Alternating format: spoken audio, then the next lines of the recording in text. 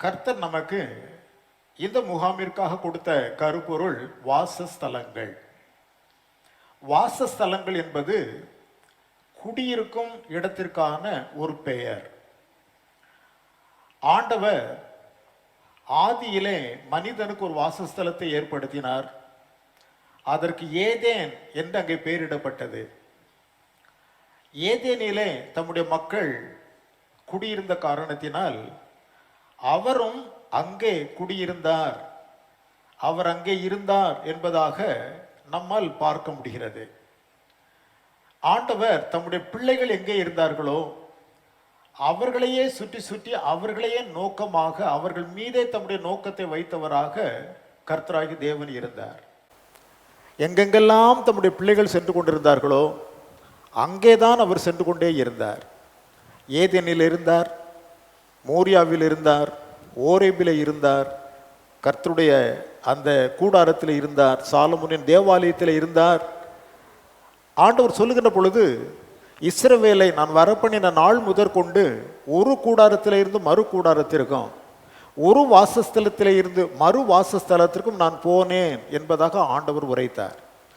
ஆக அவ்விதமாக தேவன் வாசஸ்தலத்தில் தங்கினதினால் தம்முடைய பிள்ளைகளுக்கும் அவ்விதமான வாசஸ்தலத்தை அவர் உருவாக்குகின்ற தேவனாக இருக்கிறார் என்பதை நாம் காலையிலே சிந்தித்தோம். பழைய ஏற்பாட்டின் காலத்தில் அவருக்கு அநேக வாசஸ்தலங்கள், அதிலே மிக பிரமாண்டமாய் கட்டப்பட்ட சாலமோனின் தேவாலயத்தில் அவர் இருந்தார். ஒரு நிபந்தனையோடு அந்த ஆலயத்திலே அவர் வாசம் பண்ணினார். நீங்கள் என் வழிகளை காத்து கொண்டு என் வழிகளில் நடப்பீர்களேயானால் இது என்றென்றைக்கும் நான் தங்குகிற ஸ்தலமாக இருக்கும் என்று சொன்னார். என் வழிகளை விட்டு நீங்கள் விலகுவீர்களேயானால் இந்த ஆலயத்தை விட்டு நான் சென்று விடுவேன் என்று ஆண்டவர் உரைத்தார். பல விசை அவர்களுக்கு எச்சரிப்பை கொடுத்தார். எசேக்கியேல் தீர்க்கதரிசியின் மூலமாய் நான் பார்க்கின்ற பொழுது அவருடைய மகிமை அங்கே மேலே இருந்தது, வாசலுக்கு வந்தது, மலைக்கு சென்றது, பின்பு காணாமற் போய்விட்டது. மறுபடியும் அந்த ஜனங்கள் தேவனை நோக்கி விண்ணப்பித்த போது திரும்ப வந்தது, மலையின் மேல் இறங்கினது, வாசலுக்கு வந்தது, பின்பதாக ஷெக்கெனா குளோரியாக மேலே நின்றது என்றெல்லாம் நாம் பார்க்கின்றோம். ஆகவே தேவனாகிய கர்த்தர் வாசஸ்தலத்தை உண்டு பண்ணினால் அதிலே அவர் தங்க வேண்டுமையானால் அவர் விதித்த கற்பனைகள் கட்டளைகளுக்கு மக்கள் கீழ்ப்படிந்தவர்களாக, அதை கடைபிடிக்கின்றவர்களாக, அதன் வழியிலே செல்கின்ற மக்களாக கண்டிப்பாய் காணப்பட வேண்டும். இல்லை என்றால் நாம் என்னதான் செய்து கொண்டிருந்தாலும் அவருடைய வாசஸ்தலமாக விளங்க முடியாது. பழைய ஏற்பாட்டில் பல வாசஸ்தலங்கள் இருந்தாலும் புதிய ஏற்பாட்டிலும் ஆண்டவராகிய தேவன் தம்மை 4 விதமான நிலைகளிலே அவர் வெளிப்படுத்தி இருக்கிறார். ஒன்று, நம்முடைய சரீரத்திலே, நம்முடைய இருதயத்திலே அவர் வாசம் பண்ணுகிறார் என்பதை முதலாவது அவர் உரைத்தார். உங்களுடைய சரீரங்கள் தேவன் தங்குகிற ஆலயம் என்று சொல்லப்பட்டிருக்கிறது. இரண்டாவதாக, தேவனுடைய வாசஸ்தலமாக அவர் ரட்சிக்கப்பட்ட மக்கள், அவர்களுடைய குடும்பத்தை அவர் தம்முடைய வாசஸ்தலமாக தெரிந்து கொள்கிறார். தனிப்பட்ட ஒரு மனிதன் ரட்சிக்கின்ற பொழுது அவனுக்குள்ளே தங்கி இருக்கின்றவர், அந்த குடும்பம் ரட்சிக்கப்பட்டதாய் காணப்படுகின்ற பொழுது குடும்பத்தின் மத்தியிலும் அவருடைய பிரசன்னமானது காணப்படுகிறது என்பதை நாம் அறிந்திருக்கின்றோம். குடும்பம் என்று சொல்லுகின்ற பொழுது ஒரு தகப்பன், தாய், அவருடைய பிள்ளைகள், பெற்றோர்கள் மற்றும் வேலைக்காரர்கள், மற்ற எல்லாம் உடன் இருப்பவர்கள் பார்த்து கொள்ளுங்கள். ஃபேமிலி யூனிட், குடும்ப அந்த அளவு என்பது தகப்பன், தாய், பிள்ளைகள் என்கிற அந்த உறவிலே காணப்படுகிறது. இன்றைக்கு தகப்பனும் தாயுமாய் இருக்கிறவர்கள் நாளைக்கு பாட்டியும் தாத்தாவுமாக மாறிவிடுகிறார்கள்.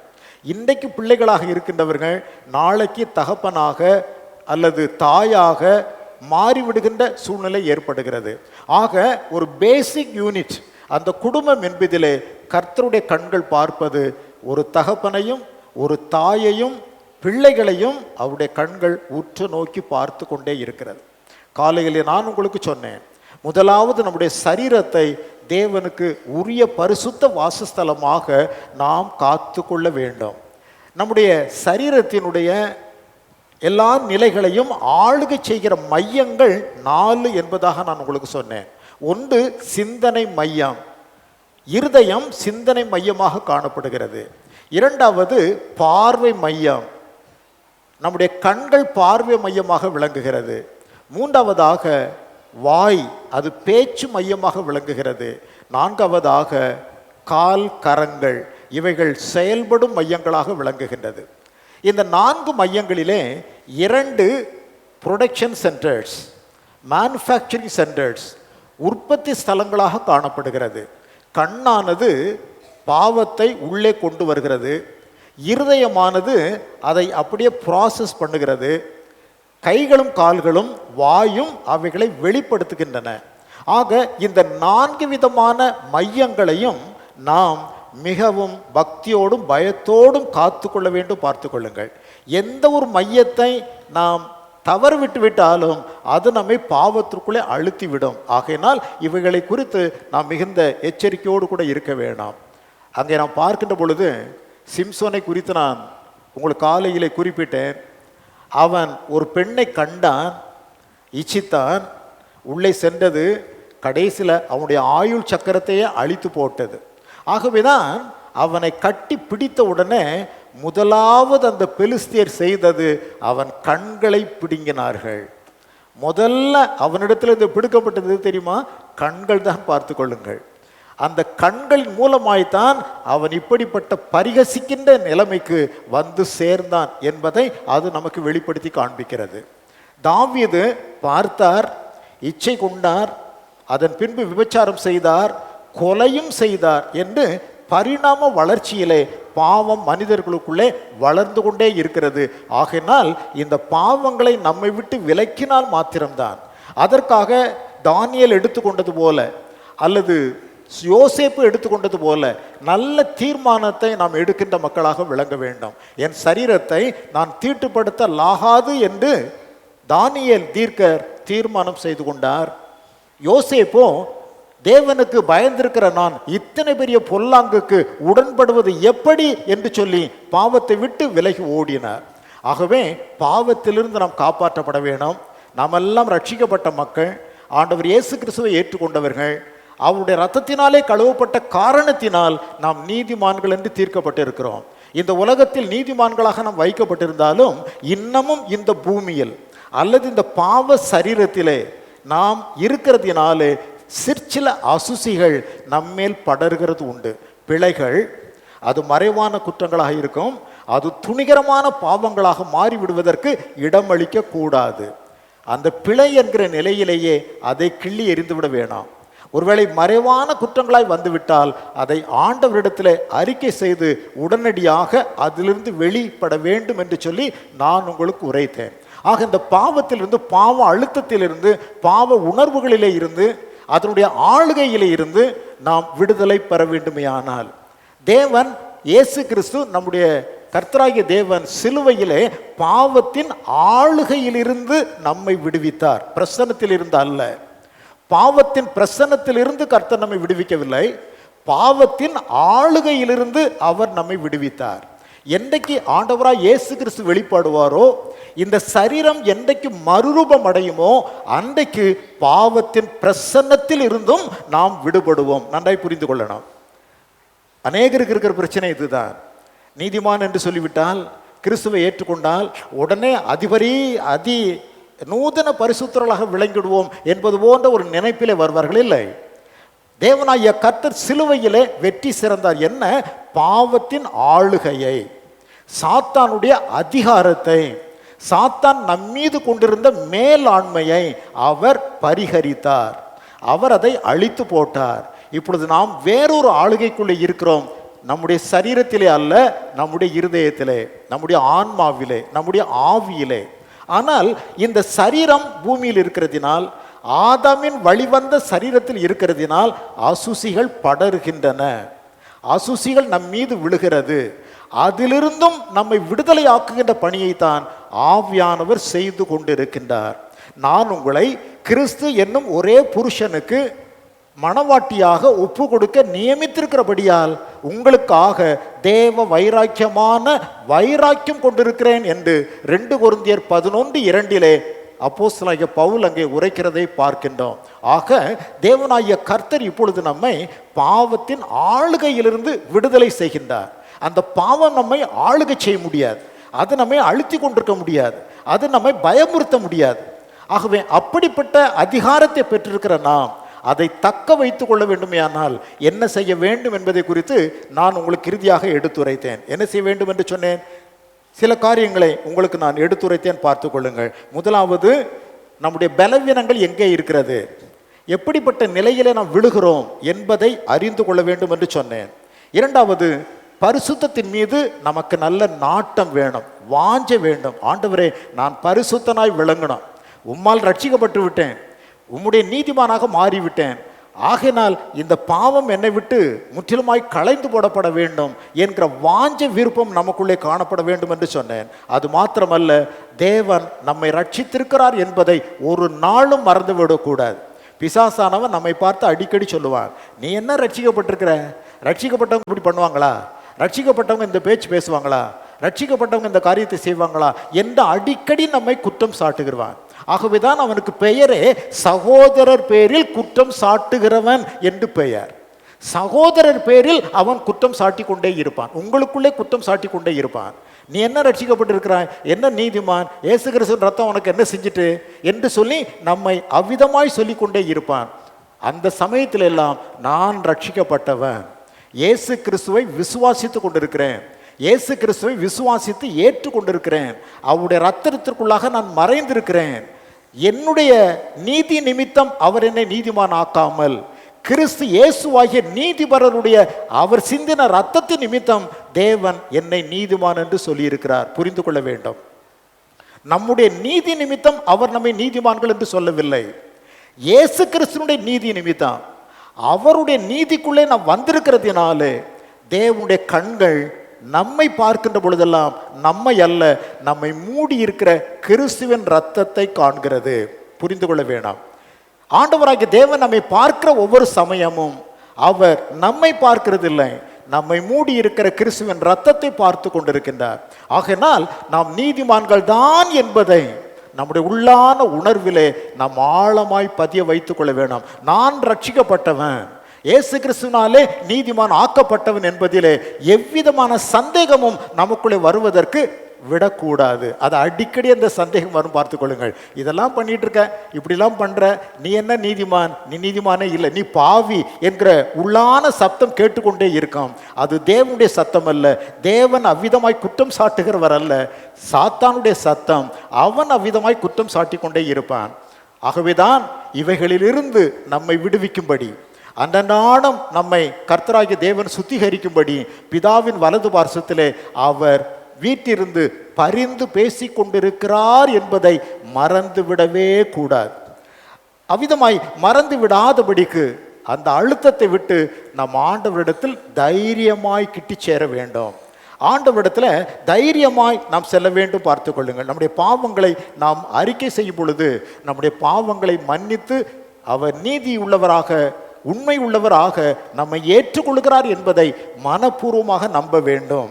ஆகவே தேவனாகிய கர்த்தர் நமக்கு மன்னித்திருக்கின்ற, நம்மை விட்டு மன்னித்து கொண்டிருக்கின்ற அந்த பாவங்களையே நினைத்து கொள்ளாமல் கர்த்தரையே நினைத்து கொண்டிருக்க வேண்டாம். எப்போ பார்த்தாலும் பாவத்தை நினைக்கக்கூடாது.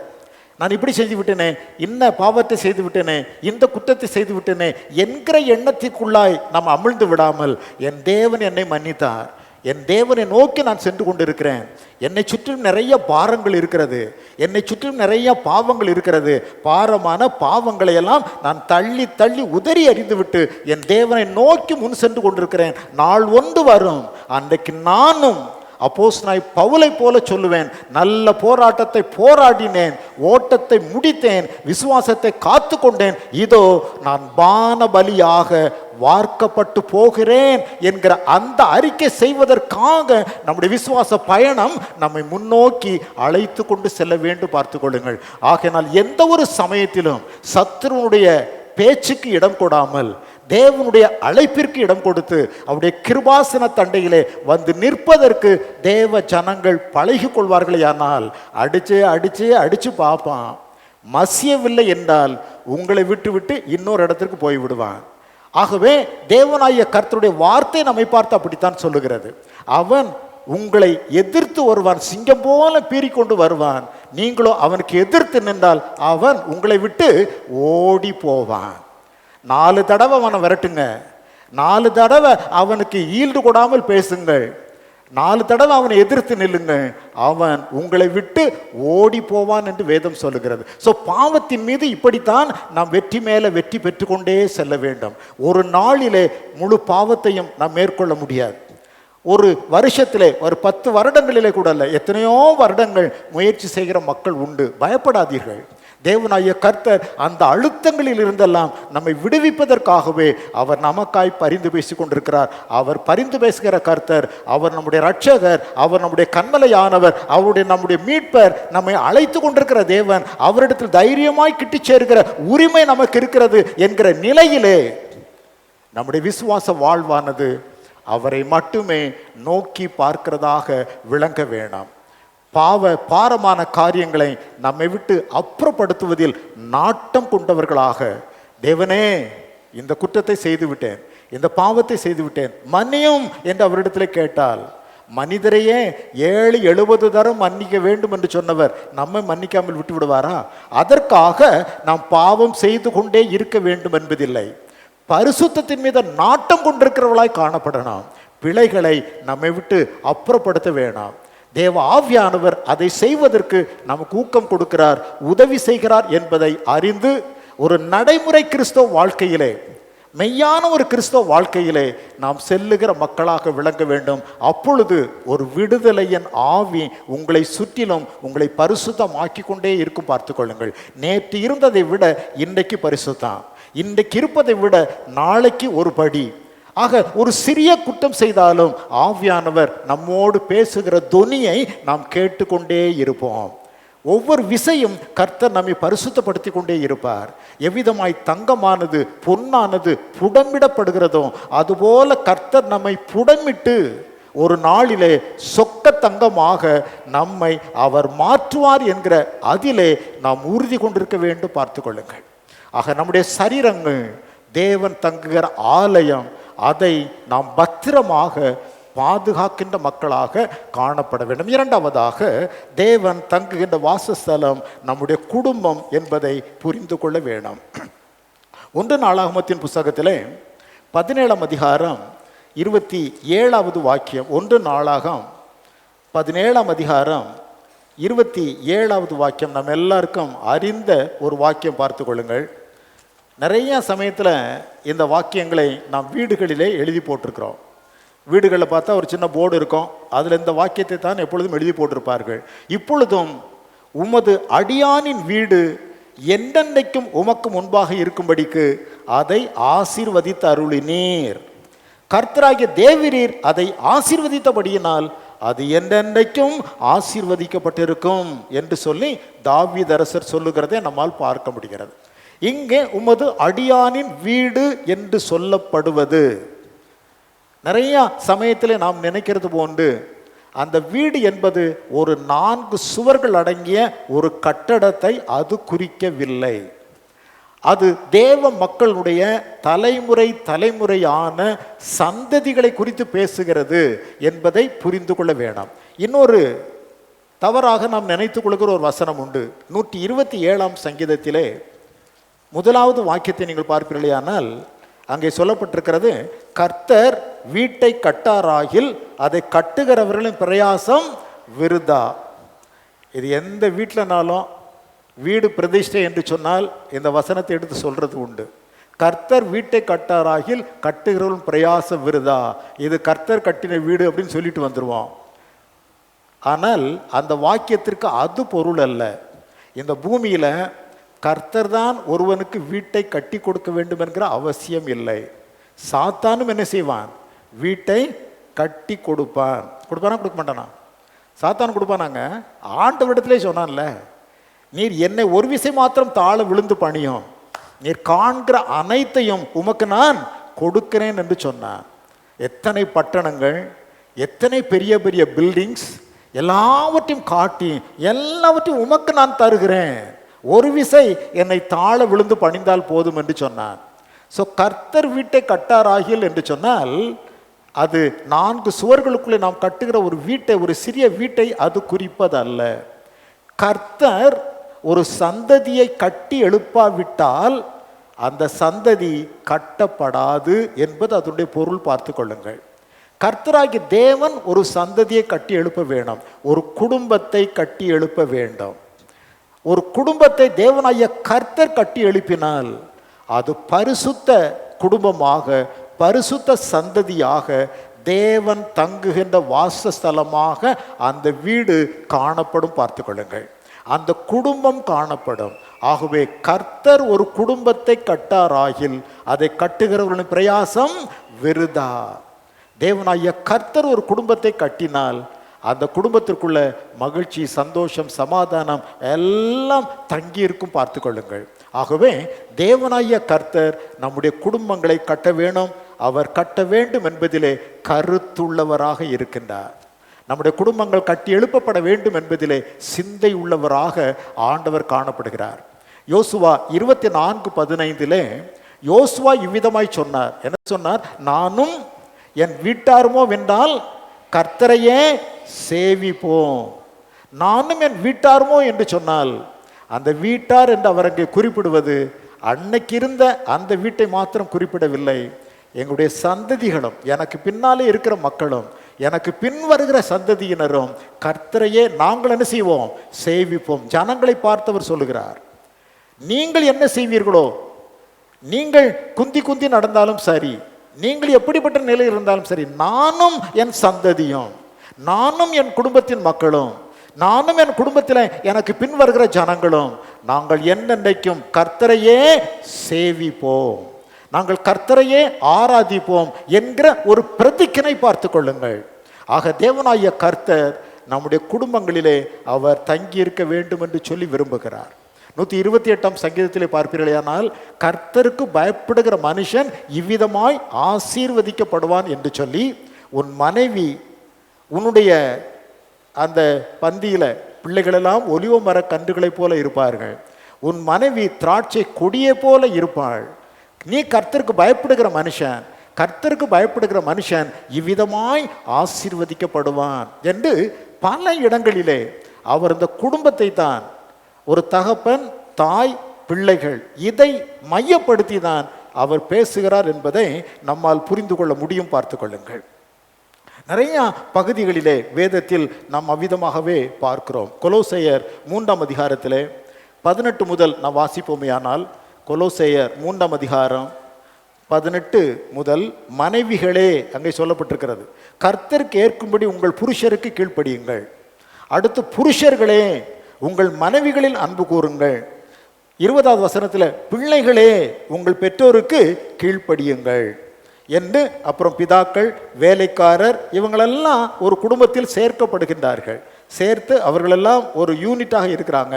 ஆனால் பேசிக்காக ஒரு குடும்பம் என்று வேதம் பேசுவது தகப்பன், தாய், பிள்ளைகள் என்பதை புரிந்து கொண்டு அந்த விதத்திலே நாம் எவ்விதமாய் காணப்படுகிறோம் என்பதை சிந்தித்து கொள்ள வேண்டும். பார்த்து கொள்ளுங்கள். எபேசியர் 5 6 5:22 மனைவிகளை குறித்து சொல்லப்பட்டிருக்கிறது. 5:25 புருஷர்கள் என்று கணவன்மாரை குறித்து சொல்லப்பட்டிருக்கிறது. 6:1 பிள்ளைகளை குறித்து சொல்லப்பட்டிருக்கிறது. பின்பு உடனிருப்பவர்களை பற்றியும் அங்கே குறிப்பிடப்படுகிறது. பார்த்து கொள்ளுங்கள். ஆக ஒரு குடும்பத்தில் தேவன் தங்க வேண்டும். தேவன் தங்கக்கூடிய ஒரு வாசஸ்தலமாக ஒரு குடும்பம் காணப்பட வேணும். அந்த குடும்பத்தை கர்த்தராகிய தேவன் கட்டி எழுப்புவார். சந்ததி சந்ததியாக ஆண்டவருக்கு பின் நிற்கிற சந்ததிகளாக அது காணப்படும். பார்த்து கொள்ளுங்கள். ஒரு தகப்பன் ஆண்டவரை ஏற்றுக்கொண்டு ரட்சிக்கப்பட்ட மனுஷனாக ஒரு சரியான குடும்பத்தை அவன் நடத்தி விடுவானே என்றால் அவனுடைய பிள்ளைகள், அதை தொடர்ந்து அடுத்த பிள்ளைகள், அடுத்த சந்ததியினர், அதை தொடர்ந்து அடுத்த சந்ததியினர், இப்படி சந்ததி சந்ததியாக தேவனை ஆராதிக்கின்ற ஜனமாக, தேவன் தங்கும் வாசஸ்தலங்களாக அவர்கள் விளங்குவார்கள் என்பதை நாம் வசனங்களின் மூலமாக புரிந்து கொள்கிறோம். பார்த்து கொள்ளுங்கள். ஸோ இப்போ இந்த குடும்பத்தில் காணப்படுகிற இந்த மக்களை குறித்து தான் நான் உங்கள் மத்தியிலே பேச விரும்புகிறேன். இங்கே தகப்பன்மார் உண்டு, தாய்மார்கள் உண்டு, பிள்ளைகளும் உண்டு. ரைட்? அப்படித்தானா? கல்யாணம் பண்ணாதவங்கள்லாம் பிள்ளைகள், கல்யாணம் பண்ணவங்கள்லாம் தகப்பனாக, தாயாக இந்த இடத்துல நிறைய நம்ம அமர்ந்திருக்கிறோம். கல்யாணம் பண்ணினவர்கள் தாயாக இருப்பார்கள், இல்லை என்றால் தகப்பனாக இருப்பார்கள். கல்யாணம் பண்ணாதவர்கள் பிள்ளைகளாக இருப்பார்கள். இவர்களை குறித்து வேதம் ரொம்ப தெளிவாக நம் மத்தியிலே பேசுகிறது, பார்த்து கொள்ளுங்கள். முதலாவதாக ஒரு தகப்பன் எப்படி இருக்க வேண்டும். இங்கே நிறைய தகப்பன்மார் உண்டு. முதலாவது உங்களை பார்த்து நான் பேச வேண்டும் என்று விரும்புகிறேன். ஒரு தகப்பன் எவ்விதமாய் காணப்பட வேணாம். அதற்கு ஆங்கிலத்தில் தகப்பனுக்கு ஃபாதர் என்று பெயர். என்ன பேர்? அப்படிதான், தகப்பனுக்கு என்ன பேர் ஆங்கிலத்தில்? ஃபாதர்.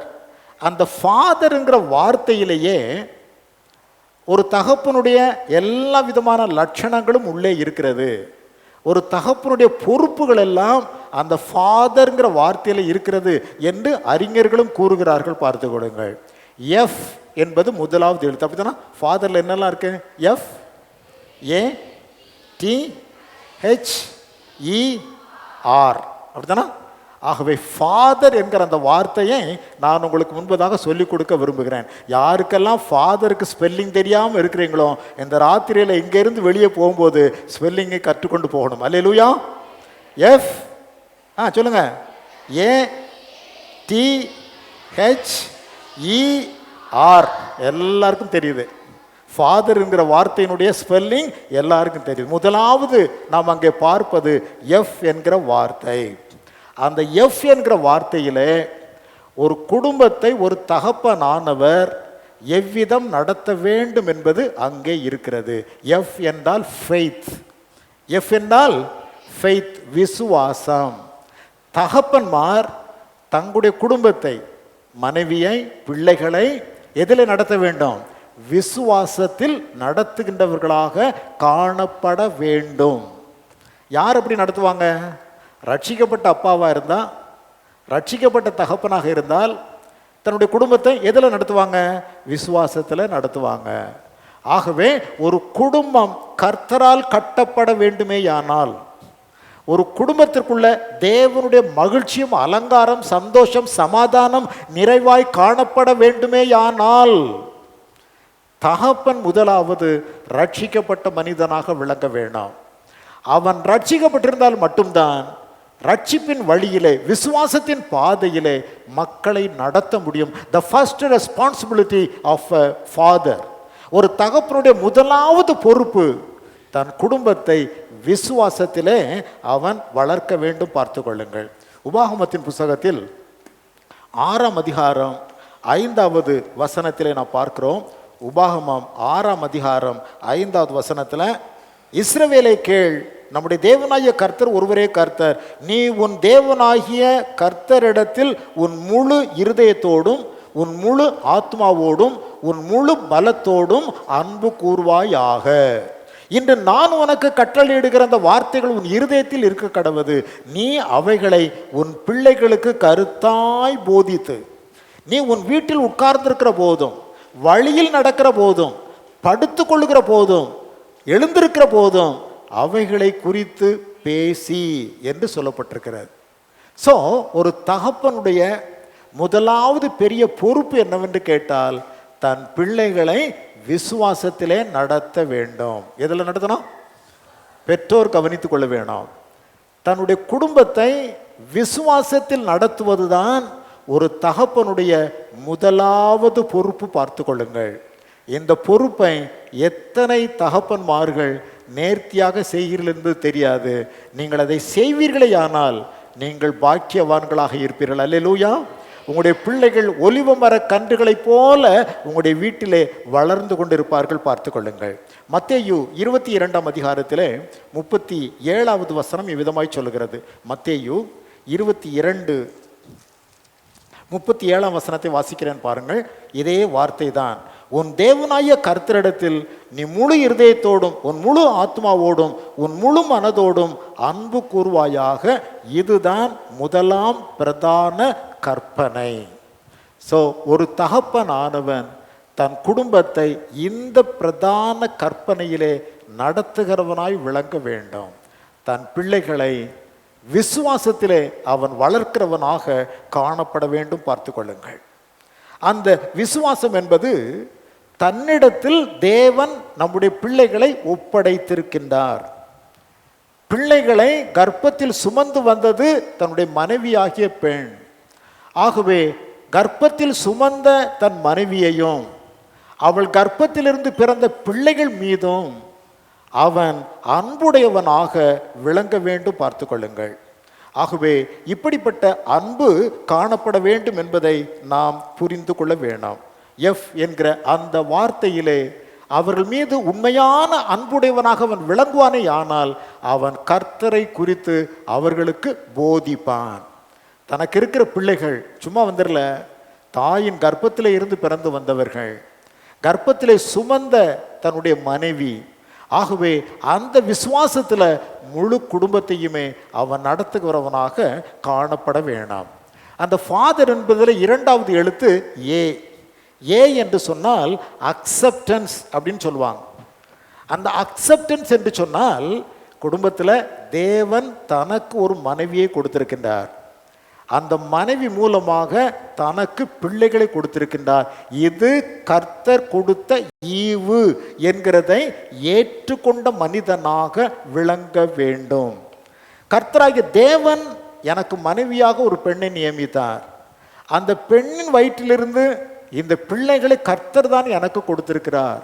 ஸோ தேவனாகிய கர்த்தரிடத்திலே இருந்தே இவைகளை நான் பெற்றிருக்கிறேன் என்கிற அந்த ஏற்றுக்கொள்ளுதல் ஒரு மனிதனுடைய இருதயத்திலே காணப்பட வேண்டாம். தகப்பன்மார் நிறைய சமயத்தில் வழி விலகி போகிறோம். தேவன் ஒரு மனைவியை கொடுத்திருக்கிறார், தேவன் பிள்ளைகளை கொடுத்திருக்கிறார். கடைசியில் இந்த மனைவியை விட்டுட்டு அந்த பிள்ளைகளை விட்டு எங்கோ ஓடி போகிறார், யார் கூடவோ சென்று விடுகிறார். இவ்விதமாக நிறைய காரியங்கள் கிறிஸ்தவ வாழ்க்கையிலும் காணப்படுகிறதினால், கிறிஸ்தவ மக்கள் மத்தியிலும் காணப்படுகிறதினால் உங்கள் நிமித்தம் கர்த்தருடைய நாமம் தூஷிக்கப்படுகிறது என்பதை உணர்ந்து கொள்ளுங்கள். Acceptance. God has given me my wife, God has given me my children. தேவனாகிய கர்த்தரை நான் விசுவாசிக்கும்படி பழக்குவிக்கிறேன். காரணம் என்னவென்று கேட்டால், அவரே எனக்கு என் மனைவியையும் என் பிள்ளைகளையும் கொடுத்திருக்கிறார் என்பதை மனப்பூர்வமாக ஏற்றுக்கொண்டு அவர்கள் பேரில் அன்பு செலுத்துகிற தகப்பன்மாராக அவர்கள் விளங்க வேண்டும். அப்படி விளங்குவார்களே ஆனால் அங்க மூன்றாவதாக டி என்கிற அந்த வார்த்தை, அந்த எழுத்து டி என்று சொன்னால் டைம், நேரம். தன்னுடைய மனைவியோடும் தன்னுடைய பிள்ளைகளோடும் மிகுதியான நேரத்தை ஒரு தகப்பன் செலவு செய்ய வேண்டும். தண்ணி அடிக்கிறதுல, டாஸ்மாகில், டீ கடைகளில், நண்பர்களோடு கூட சும்மா அரட்டை அடிச்சுக்கிட்டு திரியறதுல, தன்னுடைய வீட்டுக்கு எல்லாம் தூங்குனதுக்கு அப்புறமா வர்றது போகிறது, இப்படிப்பட்ட நிலையில ஒரு தகப்பன் இருப்பானேயானால் அவன் ஒரு செம்மையான தகப்பனாக விளங்க முடியாது. தன்னுடைய மனைவியோடும் பிள்ளைகளோடும் தனக்கு இருக்கின்ற பெரும்பகுதியான நேரங்களை அவன் செலவழிக்கிறவனாக காணப்பட வேணும். பிள்ளைகளை அரவணைத்து கொள்ள வேண்டும், மனைவியிடத்திலே பட்சமாய் விளங்க வேண்டும். அப்பொழுது குடும்பத்திற்குள்ளே அந்த அன்பு என்பது தலை தோங்கி கொண்டே இருக்கும். சில கணவன்மார் இருக்கின்றார்கள், வீட்டுக்கு பிள்ளைகளெல்லாம் தூங்குனதுக்கு அப்புறம் தான் வருவான், எங்கேயாவது அரட்டடிச்சுக்கிட்டு திரிவான், என்னமாவது பண்ணிக்கிட்டு தெரிவான். அந்த குடும்பத்தை பாருங்கள், சீக்கிரத்திலே சின்ன பின்னமாகி சீரழித்து போகிற நிலை. ஆகவேதான் மனோவா கேட்டார் தேவனை பார்த்து. கர்த்தருடைய தூதனானவர் வெளிப்பட்ட போது, நீர் எங்களுக்கு ஒரு பிள்ளையை கொடுப்பதாய் சொல்லுகிறீர், அந்த பிள்ளையை நீர் கொடுக்கிற பொழுது அதை எப்படி வளர்க்க வேண்டும், அதை எப்படி நடத்த வேண்டும் என்று கேட்டார். எப்படி வளர்க்கணும், என்னென்ன சாப்பாடு கொடுக்கணும், திராட்சை ரசத்தை கொடுக்கக்கூடாது, திராட்சை செடியில் இருக்கிற யாதொன்றும் உள்ளே போகக்கூடாது, இன்னும் பலவிதமான கட்டளைகள். அது வளர்ப்பதற்கு இப்படியெல்லாம் செய்யக்கூடாது. இரண்டாவது, அதை எப்படி நடத்த வேண்டும், பெற்றோர் பிள்ளைகளுக்கு முன்பதாக எப்படி நடந்து கொள்கிறார்களோ அதைத்தான் பிள்ளைகள் கற்றுக்கொண்டு பின் நாட்களிலே அவர்களும் தங்களுடைய குடும்பத்திலே நடப்பார்கள், அவர்களும் தங்களுடைய வாழ்க்கையிலே நடப்பார்கள். ஆகவே பெற்றோர்கள் எப்பொழுதும் தங்களுடைய பிள்ளைகளோடு அதிகமான நேரத்தை செலவு பண்ணுகிற மக்களாக விளங்க வேண்டும். அந்த ஒரு பொசசிவ்னஸ் பிள்ளைகளுக்குள்ளே, மனைவிக்குள்ளே, கணவன் பேரில் வந்துவிட வேண்டும். பார்த்து கொள்ளுங்கள்.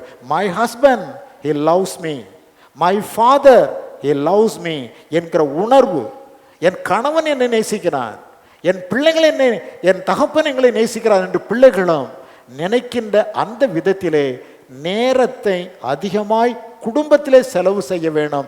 அது இட் இஸ் யுவர் ரெஸ்பான்சிபிலிட்டி. அங்கே சொல்லப்பட்டிருக்கிற, நீ நடக்கிற போது, நீ படுத்திருக்கிற போது, நீ உட்கார்ந்திருக்கிற போது, அப்படின்னா என்ன அர்த்தம்? எல்லா சமயங்களிலும் மிகுதியான நேரத்தை குடும்பத்திலே செலவழித்து அந்த டைம் மேனேஜ்மெண்ட்டில் குடும்பத்திற்கென்று அதிகமான நேரத்தை கட்டளையிட வேண்டும் என்பது அதனுடைய பொருள். பார்த்து கொள்ளுங்கள். அந்த குடும்பத்தில் நேரம் நாம் செலவழிக்கின்ற பொழுது அந்த குடும்பத்தில் இருக்கிற அன்பை நாம் பகிர்ந்து கொள்ள முடியும். திருக்குறளில் திருவள்ளுவர் இப்படி சொல்லுவார், பெரும் அவற்றுள் யாம் அறிவது இல்லை, அறிவறிந்த மக்கள் பேரு அல்ல பிற. நான் எல்லாவற்றையும் ஆராய்ந்து பார்த்து விட்டேன். ஆராய்ந்து பார்த்து நான் கண்டுபிடித்தது என்னவென்று கேட்டால், இந்த பிள்ளைகளோடு நான் செலவழிக்கிற அந்த இன்பத்தை காட்டிலும் வேறு இன்பம் எதுவும் இல்லை. என் பிள்ளைகளோடு நான் செலவழிக்கிற அந்த நேரம்தான் எனக்கு மிக மகிழ்ச்சியான நேரம் என்று திருவள்ளுவர் அவர் அங்கே குறிப்பிடுகிறதை பார்க்கிறோம். பெரும் அவற்றுள் யாம் அறிவது இல்லை, அறிவறிந்த மக்கள் பேரு அல்ல பிற. அறிவறிந்த அந்த மக்கள் பேரு, மக்கள் என்னோடு கூட அறிவோடும் அன்போடும் பழகுகிற அதில் காணப்படுகிற அந்த இன்பம் வேறு எதிலும் இல்லை என்று திருவள்ளுவர் குறிப்பிடுகிறார். ஆகவே நம்முடைய வாழ்க்கையிலும் பெற்றோர்கள் பிள்ளைகளோடு மிகுதியான நேரத்தை செலவழிக்க வேண்டும். பார்த்து கொள்ளுங்கள். நான் அடிக்கடி சொல்லுவேன், இந்த சின்ன பிள்ளைகள்லாம் பிரதிஷ்டை பண்ணுவதற்கு பிரதிஷ்டை பண்ணும்போது ஒரு வார்த்தையில் சொல்லிட்டு பிரதிஷ்டை பண்ணி முடிச்சிருவோம். பொதுவாக அந்த ஒரு வருஷம் முடிஞ்ச உடனே ஒரு பர்த்டே பார்ட்டி ஒன்று வைப்பாங்க. அதற்கப்புறம் வைப்பாங்களோ இல்லையோ, முதலாவது பர்த்டே பார்ட்டி வைப்பாங்க. சில நேரங்களில் நான் பேசும்படியாக அழைக்கப்படுவேன்.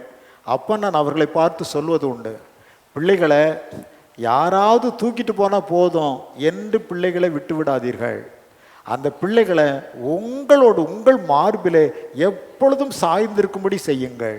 எந்த அளவிற்கு உங்களுடைய சுவாச காற்று, மூச்சு காற்று அந்த பிள்ளையின் மீது படுகிறதோ அந்த அளவிற்கு அந்த ஸ்பரிசம் ஒரு பெரிய இன்பத்தையும் ஒரு இணைப்பையும் உண்டாக்கும் என்பதை புரிந்து கொள்ள வேண்டும்.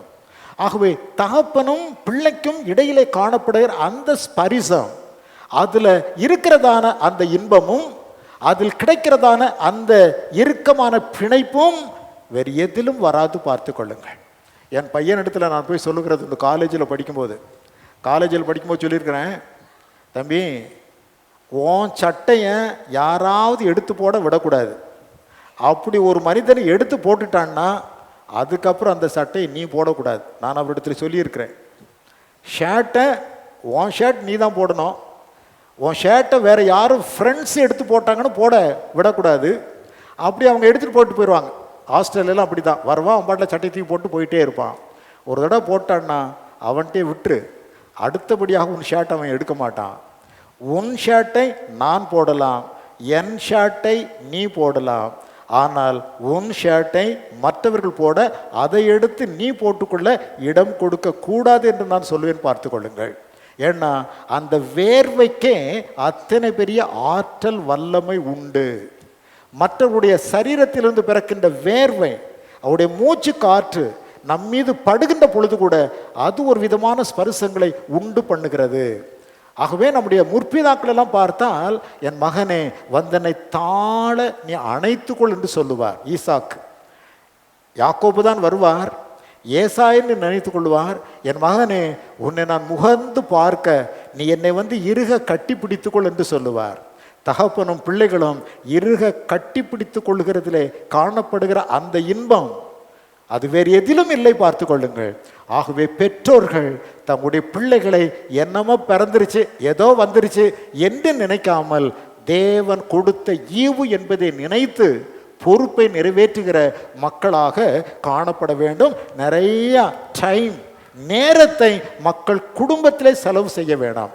குடும்பத்தில் எந்த மனிதன் அதிகமான நேரத்தை செலவு செய்யலையோ அவன் வழி தாறுமாறாகி கொண்டிருக்கிறது என்பது பொருள். யோசித்து பார்த்து கொள்ளுங்கள். ஒருவேளை உங்களுக்கு தெரியாமலேயே உங்களுடைய குடும்பத்தின் மீது இருக்கிற பாசம் குறைந்து அங்கே நீங்கள் நேரத்தை செலவழிக்காமல் உங்கள் நேரத்தை வெளியே செலவழித்து கொண்டிருப்பதை நீங்கள் பார்த்தால் உங்களுக்குள்ள வேறு ஒரு ரசாயன மாற்றம் ஏற்பட்டு கொண்டிருக்கிறது என்பது பொருள். பார்த்து கொள்ளுங்கள். ஒரு நல்ல கணவனுக்கு தன் பிள்ளைகளையும் தன் மனைவியோட பார்க்கவும் இருக்கவும் உடன் இருக்கவுமே அவன் ஆசைப்படுகிறவனாக காணப்படுவான். அதில் குறைவுபட்டு கொண்டிருக்குமே ஆனால் உங்கள் வழி ஏதோ ஒரு விதத்தில் வழி மாறி போய் கொண்டிருக்கிறது என்பதை நீங்கள் புரிந்து கொள்ள வேண்டும். பார்த்து கொள்ளுங்கள். ஹெச் அடுத்தாப்புல சொல்லப்பட்டிருக்கிறது. என்ன வார்த்தை? ஹெச். ஹெச் என்று சொன்னால் ஹெல்ப், உதவி, ஹெல்ப் என்பதை புரிந்து கொள்ள வேண்டாம். பெற்றோர் பிள்ளைகளுக்கு, தகப்பன் பிள்ளைகளுக்கு, தன் மனைவிக்கு, குடும்பத்திற்கு தன்னால் என்னென்ன உதவிகள் செய்யப்பட வேண்டுமோ அவைகளை குறித்து கரிசனை உடையவனாக தகப்பன் காணப்பட வேண்டும்.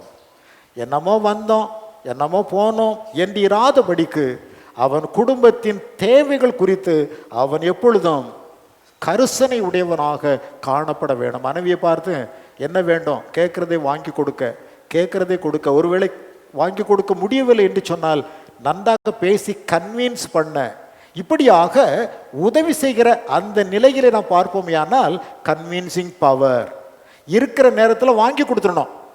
இல்லாத சமயத்தில் கேட்டால் நம்ம கன்வின்ஸ் பண்ணால் அவங்க கன்வின்ஸ் அடைஞ்சிக்கிடுவாங்க. ஓகே ஓகே அப்புறம் பார்த்துக்கலாம், பின்னால் பார்த்துக்கலாம், இப்போ முடியலன்னா சரி என்று சொல்லக்கூடிய விதத்திலே உங்களுடைய அப்ரோச் குடும்பத்திலே காணப்பட வேணாம். நல்லதொரு குடும்பம் பல்கலைக்கழகம் என்று சொல்வார்கள். நாம் கற்றுக்கொள்வோம், நல்லதொரு குடும்பம் தேவன் தங்கும் வாசஸ்தலம். சொல்லுங்க பார்க்கலாம். நல்லதொரு குடும்பம் தேவன் தங்கும் வாசஸ்தலம். அவங்க பாடட்டும். நல்லதொரு குடும்பம் பல்கலைக்கழகம்னு அவன் சொல்லிட்டு போட்டோம். நமக்கு பல்கலைக்கழகமாகலாம் இருக்கணும்னு அவசியம் இல்லை. நல்லதொரு குடும்பம் எப்படி இருக்க வேண்டும்? தேவன் தங்குகிற வாசஸ்தலமாக அது காணப்பட வேண்டும். பார்த்து கொள்ளுங்கள். ஆக குடும்பத்திற்கான உதவிகளை செய்வதிலே நாம் கரிசனை உள்ள மக்களாக தகப்பன்மார் காணப்பட வேண்டாம். அடுத்து காணப்படுவது ஈ என்கிற எழுத்து, என்கரேஜ்மெண்ட். என்ன செய்வது? உற்சாகப்படுத்துதல். என்கரேஜ்மெண்ட்னா உற்சாகப்படுத்துதல். மனைவி பிள்ளைகளை எல்லா விதத்திலும் உற்சாகம் ஊட்டுகிற ஒரு மனப்பான்மை தகப்பனிடத்திலே காணப்பட வேணாம். எப்போ பார்த்தாலும் சில தகப்பன்மார் இருக்கிறாங்க, பிள்ளைகளை அன்பாக கூப்பிட மாட்டாங்க. ஏ சனியனை இங்கே வா அப்படின்னுவாங்க. என்ன சொல்லுவாங்க? ஏ சனியனை இங்கே வா, ஏல ஏ கழுத இங்கே வாழ. ஒரு பிள்ளை எப்படி கூப்பிட்டாங்க. ஒரு பையன் அப்படித்தான் ஏழை ஏழைன்னு என் கூட டிரைவ் பண்ணிகிட்டு இருக்கும்போது வந்துக்கிட்டே இருந்தான். நான் அவன் சத்தம் போட்டேன். அவன் மகனா இல்லையா? அவனை போய் ஏழை கழுத என்னடா பேசுவேன் நீ? மகன்ட்டு எப்படியா பேசுவாங்க? ஒரு தகப்பன் பேசுகிற பேச்சா அது? ஏழை அதை பண்ணு, ஏழை இதை செய் என்று சொல்லிட்டு தான். ஏழை என்றே ஒரு பிள்ளையை தகப்பன் நினைச்சக்கூடாது, கூப்பிடக்கூடாது. அவனை அலட்சியப்படுத்துகிறது மாதிரி பேசக்கூடாது. தன் தகப்பன் தன்னை அலட்சியப்படுத்துகிறான் என்கிற எண்ணம் அவனுக்குள்ளே உருவாகக்கூடாது. ஸோ உற்சாகப்படுத்துகிற வார்த்தைகளை தகப்பன் பிள்ளைகளிடத்திலே பேச வேண்டும். பார்த்து கொள்ளுங்கள். தகப்பன் பார்த்து தான் நான் பேசிக்கொண்டே இருக்கிறேன். உங்களுக்கு பிள்ளைகள் இருப்பார்கள். கர்த்தர் கொடுத்த பிள்ளைகளை நீங்கள் எவ்விதமாய் வளர்க்க வேண்டும் என்பதை குறித்து நான் சொல்லி கொண்டிருக்கிறேன். அப்பொழுதுதான் அந்த வீட்டை கர்த்தராகிய தேவன் என்ன செய்வார்? கட்டி எழுப்புவார். அந்த தகப்பன் தான் சொல்ல முடியும், கர்த்தர் வீட்டை கட்டாராயில் கட்டுகிற ஒரு பிரயாசம் விருதா என்று சொல்ல முடியும். பார்த்து கொள்ளுங்கள். ஸோ உற்சாகப்படுத்த வேண்டும். திருவள்ளுவர் சொல்வாரு, தந்தை மகர் காற்றும் உதவி அவையத்து முந்தி இருப்ப செயல். ஒரு தந்தை மகனுக்கு செய்கிற உதவி என்ன தெரியுமா? அவன் சமுதாயத்தில் உயர்ந்த நிலைக்கு அவனை கொண்டு வந்து அமரச் செய்வது. சமுதாயத்தில் ஒரு உயர்ந்த நிலைக்கு அவனை கொண்டு வந்து அமரச் செய்வது ஒரு தகப்பனுடைய கடமை என்பதாக திருவள்ளுவர் அருமையாய் குறிப்பிடுகிறார். பெற்றோர்கள் கவனித்துக் கொள்ள வேணாம். இளம் பெற்றோர்கள் உண்டு, இப்பொழுதுதான் கல்யாணம் பண்ண மக்கள் உண்டு, குழந்தை பாக்கியத்தை பெற்ற மக்கள் உண்டு, சின்ன சின்ன பிள்ளைகளை வளர்த்து கொண்டிருக்கிற பெற்றோர்கள் உண்டு. கவனித்துக் கொள்ளுங்கள். நீங்கள் அவர்களுக்கு செய்கிற உதவி என்று அவர் சொல்கிறார். ஹெல்ப். நீங்கள் அந்த பிள்ளைகளுக்கு செய்கிற பெரிய உதவி என்னவென்று கேட்டால் அவையத்து முந்தி இருப்ப செயல். அவனை உயர்ந்த நிலையிலே கொண்டு போய் அமரச் செய்வது.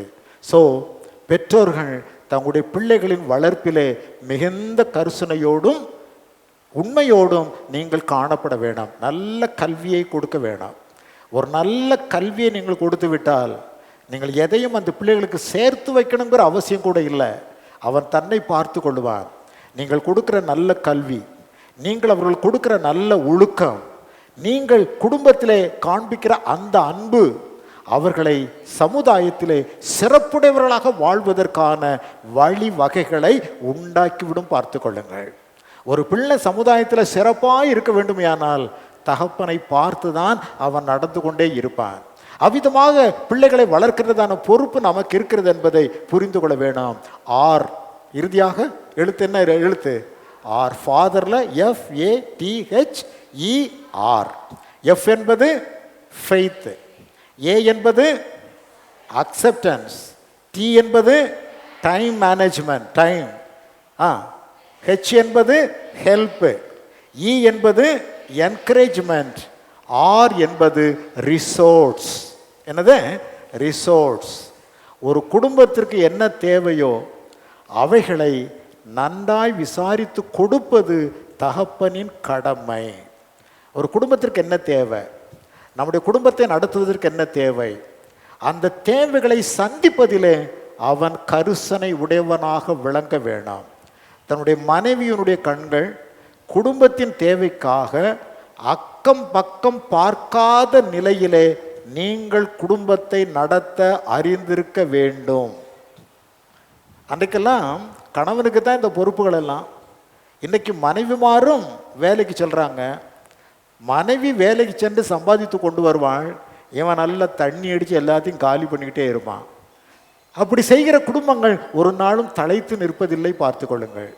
ஆகையினால் குடும்பத்திற்கான ரிசோர்ஸ், அதற்கான தேவைகள் சந்திக்கப்படுதல், குடும்பத்தை நடத்துவதற்கான பண வசதிகள், இவை எல்லாவற்றையும் குறித்து ஒரு கணவன் கரிசனையோடு அவன் தேவ சமூகத்திலே அமர்ந்து அவன் கைகளின் பிரயாசங்களை செய்வானேயானால் அதிலே தேவனாகிய கர்த்தர் பாக்கியமும் நன்மையும் உண்டாயிருக்கும்படி செய்வார். கர்த்தருக்கு பயப்படுகிற மனுஷன் அவன் என்ன செய்வான்? அவனுடைய கைகளின் பிரயாசத்தை கர்த்தர் ஆசீர்வதிப்பார். அதிலே பாக்கியமும் நன்மையும் உண்டாயிருக்கும். 50,000 ரூபாய் சம்பளம் வாங்குறவன் மணி அடிச்சுக்கிட்டு இருப்பான். 5ஆம் தேதி ஆயிடுச்சுன்னா 10ஆம் தேதி ஆயிடுச்சுன்னா ஒன்றுமில்லை என்று சொல்லி கொண்டு இருப்பார். வெறும் 5000 ரூபாய் சம்பாதிக்கிறவன் மகிழ்ச்சியோடு சங்கீதம் பாடிக்கொண்டிருக்கிற மக்கள் உண்டு. பார்த்து கொள்ளுங்கள். அவனுக்கு வருமானம் 5000 ரூபாய் தான் இருக்கும், 10,000 ரூபாய் தான் இருக்கும். அதை வைத்து சந்தோஷமாய் குடும்பத்தை நடத்தி கொண்டிருப்பான்.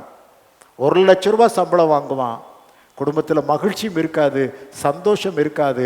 எப்பொழுது பார்த்தாலும் கடன் தொல்லையிலே சிக்கி கொண்டிருப்பார்கள். நான் பல சமயம் உங்கள்கிட்ட சொல்லியிருப்பேன். நான் அரசு பணியில் இருந்தபோது எனக்கு ஒரு அதிகாரி இருந்தார்.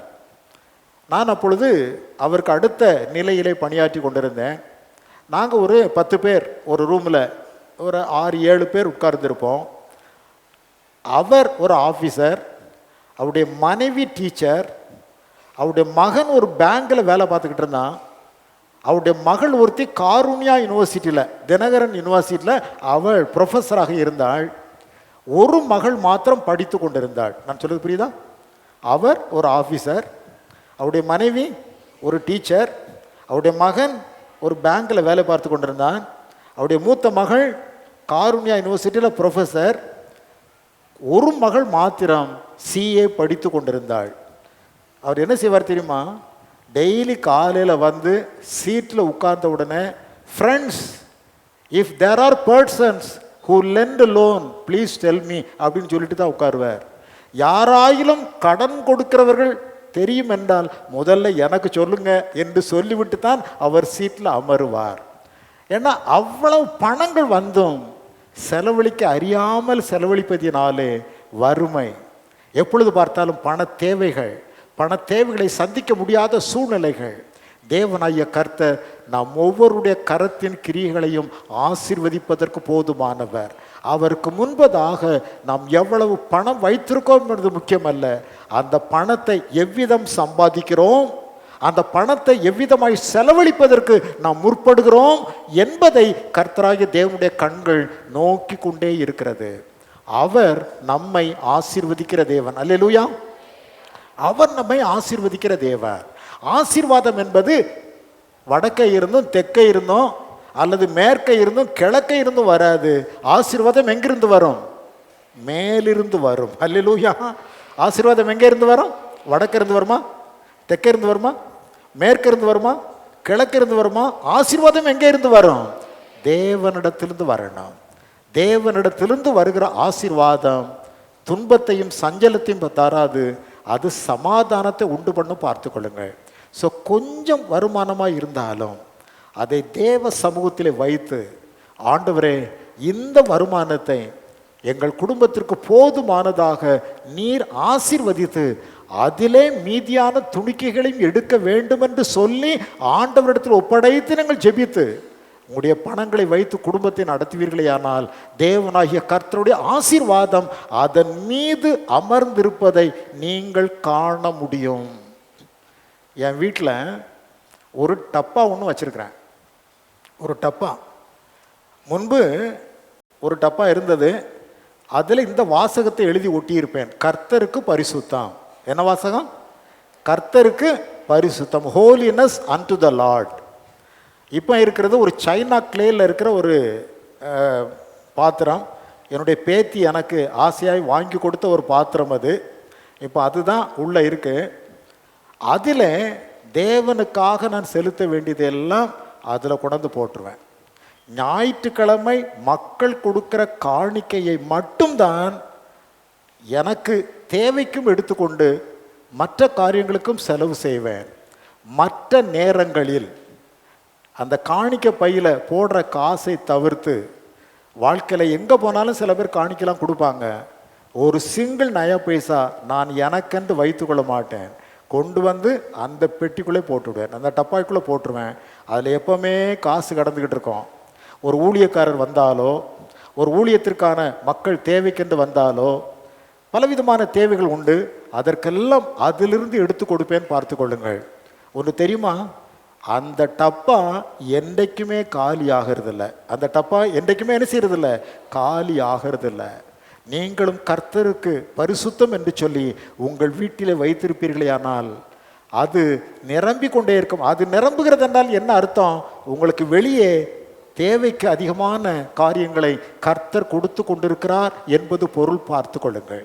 முதலாவது தேவனுடைய ராஜ்யத்தையும் அவருடைய நீதியையும் தேடுங்கள், அப்பொழுது இவைகள் எல்லாம் உங்களுக்கு என்ன செய்யப்படும்? கூட கொடுக்கப்படும். ஸோ பொருளாதார ரீதியான காரியங்களிலே தன்னிறைவு பெறுவதற்கு தேவனை சார்ந்து கொண்டு நிற்கிற மக்களாக நாம் விளங்க வேண்டும். அதற்கு நான் மேலே சொன்ன பொறுப்புகள் எல்லாவற்றிலும் தகப்பன்மார் மிகவும் கரிசனையோடு காணப்பட வேண்டும். பார்த்து கொள்ளுங்கள். என்னென்ன காரியம் சொன்னேன்? பிள்ளைகளை விசுவாசத்தில் வளர்க்க வேணும். பிள்ளைகள், மனைவி கர்த்தரால் எனக்கு கொடுக்கப்பட்டது என்பதை மனதார ஏற்றுக்கொண்டு அவர்களோடு மாத்திரமே உங்களுடைய உறவுகள் காணப்பட வேண்டாம். டி என்றால் டைம் மேனேஜ்மெண்ட். உங்களுடைய பெற்றோர்கள் பிள்ளைகளோடு அதிகமான நேரத்தை செலவழிக்க வேண்டும். ஹெச் என்றால் ஹெல்ப். குடும்பத்திற்கு என்ன தேவை அதை சந்திப்பதிலே ஆர்வமும் கரிசனையும் காண்பிக்க வேண்டும். இ என்றால் என்கரேஜ்மெண்ட். மக்களை உற்சாகப்படுத்த வேண்டும்.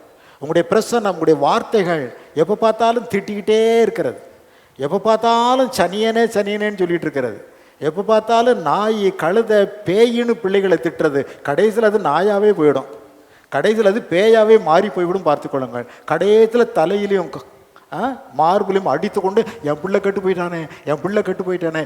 இன்றைக்கு பிள்ளை என்று சொல்லுகிறவன் அன்றைக்குள்ள சொல்லியிருக்கணும். பிள்ளை என்று சொல்ல வேண்டிய நேரத்திலெல்லாம் நாய் கழுதை பேய் என்று திட்டினாய். பிள்ளையாக விளங்க வேண்டிய நேரத்தில் அவன் நாயாய் கழுதையாய் பேயாக என்ன செய்து விட்டான்? மாறி போய்விட்டான். நிறைய பெற்றோர்கள் தங்களுடைய பிள்ளைகளை இப்படித்தான் மாற்றிக்கொண்டே இருக்கிறீர்கள். நல்ல பிள்ளைகளாக வளர வேண்டியவர்களை பேயாக மாற்றுவது நீங்கள் தான். சனியன் என்று மாற்றுவது நீங்கள் தான், கழுதை என்று மாற்றுவது நீங்கள் தான். பார்த்து கொள்ளுங்கள். பிள்ளைகளிடத்திலே அன்பு செய்ய பழகி கொள்ளுங்கள். உங்களுடைய வார்த்தைகள் ஒவ்வொன்றும் அவர்களை உற்சாகப்படுத்துகிறதாக காணப்பட வேண்டாம், ஊக்கப்படுத்துகிறதாக காணப்பட வேண்டாம். Very good, you are very good, இன்னும் நன்றாய் செய். 5 மார்க் தான் எடுத்துட்டு வந்திருப்பான், 5 மார்க்ஸ் தான் எடுத்துட்டு வந்திருப்பான். 40 மார்க் எடுக்கணும், 5 மார்க்குன்னு ப்ராக்ரஸ் ரிப்போர்ட்டை காட்டுவான். கழுத நாயின்னு அவனை திட்டிகிட்டு இருக்கக்கூடாது. நீ படிக்கும்போது எவ்வளோ மார்க் எடுத்தோன்னு யோசித்து பார்க்கணும். நீ படிக்கும்போதே 3 மார்க் நீ எடுத்திருப்ப. இப்போ பையன் எத்தனை மார்க் எடுத்திருக்கிறான்? 5 மார்க்காவது எடுத்திருக்கிறான். சந்தோஷப்பட வேணாம். ஆகவே அவனை உற்சாகப்படுத்த வேணாம். பரவாயில்லையே, 5 மார்க்ஸ் எடுத்துட்ட, நெக்ஸ்ட் டெஸ்ட்டில் 15 மார்க் எடுத்துடணும்டா. அடுத்த டெஸ்ட்டில் என்ன செய்யணும்? 15 மார்க் எடுத்துடணும். பயந்து பயந்து வந்திருப்பான். ப்ராக்ரஸ் ரிப்போர்ட் எடுத்துகிட்டு வரும்போது அப்பா அடிச்சுப்படுவாரோ, அப்பா அடிச்சுப்படுவாரோ என்கிற பயத்தோடு வந்திருப்பான். பரவாயில்ல, 5 மார்க் எடுத்த, நெக்ஸ்ட் டெஸ்ட்டில் 15 மார்க் எடுத்துடணும். ஓகே, அவனுக்கு உற்சாகம் ஆகிவிடும். பார்த்து கொள்ளுங்கள். எங்கள் அப்பா என் மேலே ரொம்ப நம்பிக்கை வச்சிருக்கிறாரு, நான் நல்லா படிச்சிருவேங்கிற நம்பிக்கை வச்சிருக்கிறாரு. ஃப்ரெண்ட்ஸ்டெல்லாம் போய் சொல்லுவாடே, நான் ரொம்ப பயந்து பயந்து போனேன், 5 மார்க்கை அப்பா அடிச்சுப்படுவான்னு நினச்சிட்டு போனேன், எங்கள் அப்பா என்ன அடுத்த டெஸ்ட்டில் 15 மார்க் எடுன்னு சொல்லிட்டாங்க என்று சொல்லி அவன் உற்சாகம் அடைந்து படிக்க ஆரம்பிப்பான். உங்களுடைய ஒவ்வொரு வார்த்தையும் படிக்கட்டுகளிலே அவனை உயர்த்தி கொண்டே இருக்கும். பார்த்து கொள்ளுங்கள். ஒவ்வொரு விசையும் அவர்களை உற்சாகப்படுத்துகின்ற பொழுது, ஒவ்வொரு விசையும் ஊக்கமான வார்த்தைகளை சொல்லுகின்ற பொழுது அவங்களை ஒவ்வொரு ஸ்டெப்பாக நீங்கள் லிஃப்ட் பண்ணிக்கொண்டே இருப்பீர்கள் என்பதை புரிந்து கொள்ள வேணாம். So fathers, you have greater responsibility over your family. உங்களுடைய குடும்பத்தின் பேரில் தகப்பன்மாருக்கு நிறைய கடமைகள் உண்டு. பார்த்து கொள்ளுங்கள். பொறுப்புகள் உண்டு. அதை நாம் நிறைவேற்ற வேணும். இதுவரையிலும் ஒருவேளை நிறைவேற்ற தவறி இருந்தால் இனிமேல் ஆகிலும் குடும்பத்தில் அத்தனை கரிசனை காண்பித்து அவர்களோடு ஐக்கியப்பட்டு நல்ல உறவு கொண்டு வித்தியாசமான சூழ்நிலைகளிலே வாழ்க்கையை அமைத்து கொள்ளாதபடிக்கு நேர்த்தியாவுடைய குடும்பங்களை நீங்கள் நேசித்தால் கர்த்தருடைய கண்கள் உங்கள் மேல் நோக்கமாக இருக்கும் என்பதை புரிந்து கொள்ள வேண்டாம். இரண்டாவதாக, அந்த குடும்பத்தில் காணப்படுகிறவர்கள் தாய். கணவனுக்கு மனைவி, பிள்ளைகளுக்கு என்னது? கணவனுக்கு மனைவி, பிள்ளைகளுக்கு தாய். ஒரு குடும்பத்தில் தாயினுடைய இடம் மிக மிக விசேஷமானது. பார்த்து கொள்ளுங்கள். இறைவனுடைய படைப்பின் உச்சமே தாய்தான், தாய்மைதான் என்று ஒரு அறிஞன் சொல்லுகிறார். ஒரு தாய் தான் ஒரு குடும்பத்தினுடைய, இறைவனுடைய படைப்பிலேயே உச்சம் தாய்தான் என்பதாக ஒருவன் சொல்லுகிறான். ஆகவே இன்றைக்கு பாலின ஒழுக்க கேடுகள் சமுதாயத்தையே சீர்குலைத்து கொண்டிருக்கிறது. ஆதியிலே இந்த பாவம் காணப்பட்டது. பார்த்து கொள்ளுங்கள். ஆதாமின் நாட்கள் தொடங்கி பின்பதாக அங்கே 6ஆம் அதிகாரத்தில் நான் வருகின்ற பொழுது அப்பொழுதே அந்த பாலின தவறான ஒழுக்க கேடுகள் எல்லாம் அங்கே தொடங்கிவிட்டது. தேவனுடைய நோக்கமே அல்லது தேவனுடைய சிருஷ்டிப்பின் அந்த தன்மையே கணவனும் மனைவியும். பழைய ஏற்பாட்டின் காலத்தில் கொஞ்சம் அநேக மனைவிகள் வைத்துக் கொள்வதையெல்லாம் அனுமதித்திருந்தார். புதிய ஏற்பாட்டின் காலத்தில் அப்படி அல்ல. கிறிஸ்து நம்மை மீட்டு கொண்ட நீதிமான்களாக இந்த பூமியிலே வைத்திருக்கிறதுனாலே ஒரு கணவனுக்கு ஒரு மனைவி என்கிற நிலையிலே நம்முடைய வாழ்க்கையானது காணப்பட வேண்டும். அதுதான் பெண்களுக்கும். பார்த்து கொள்ளுங்கள்.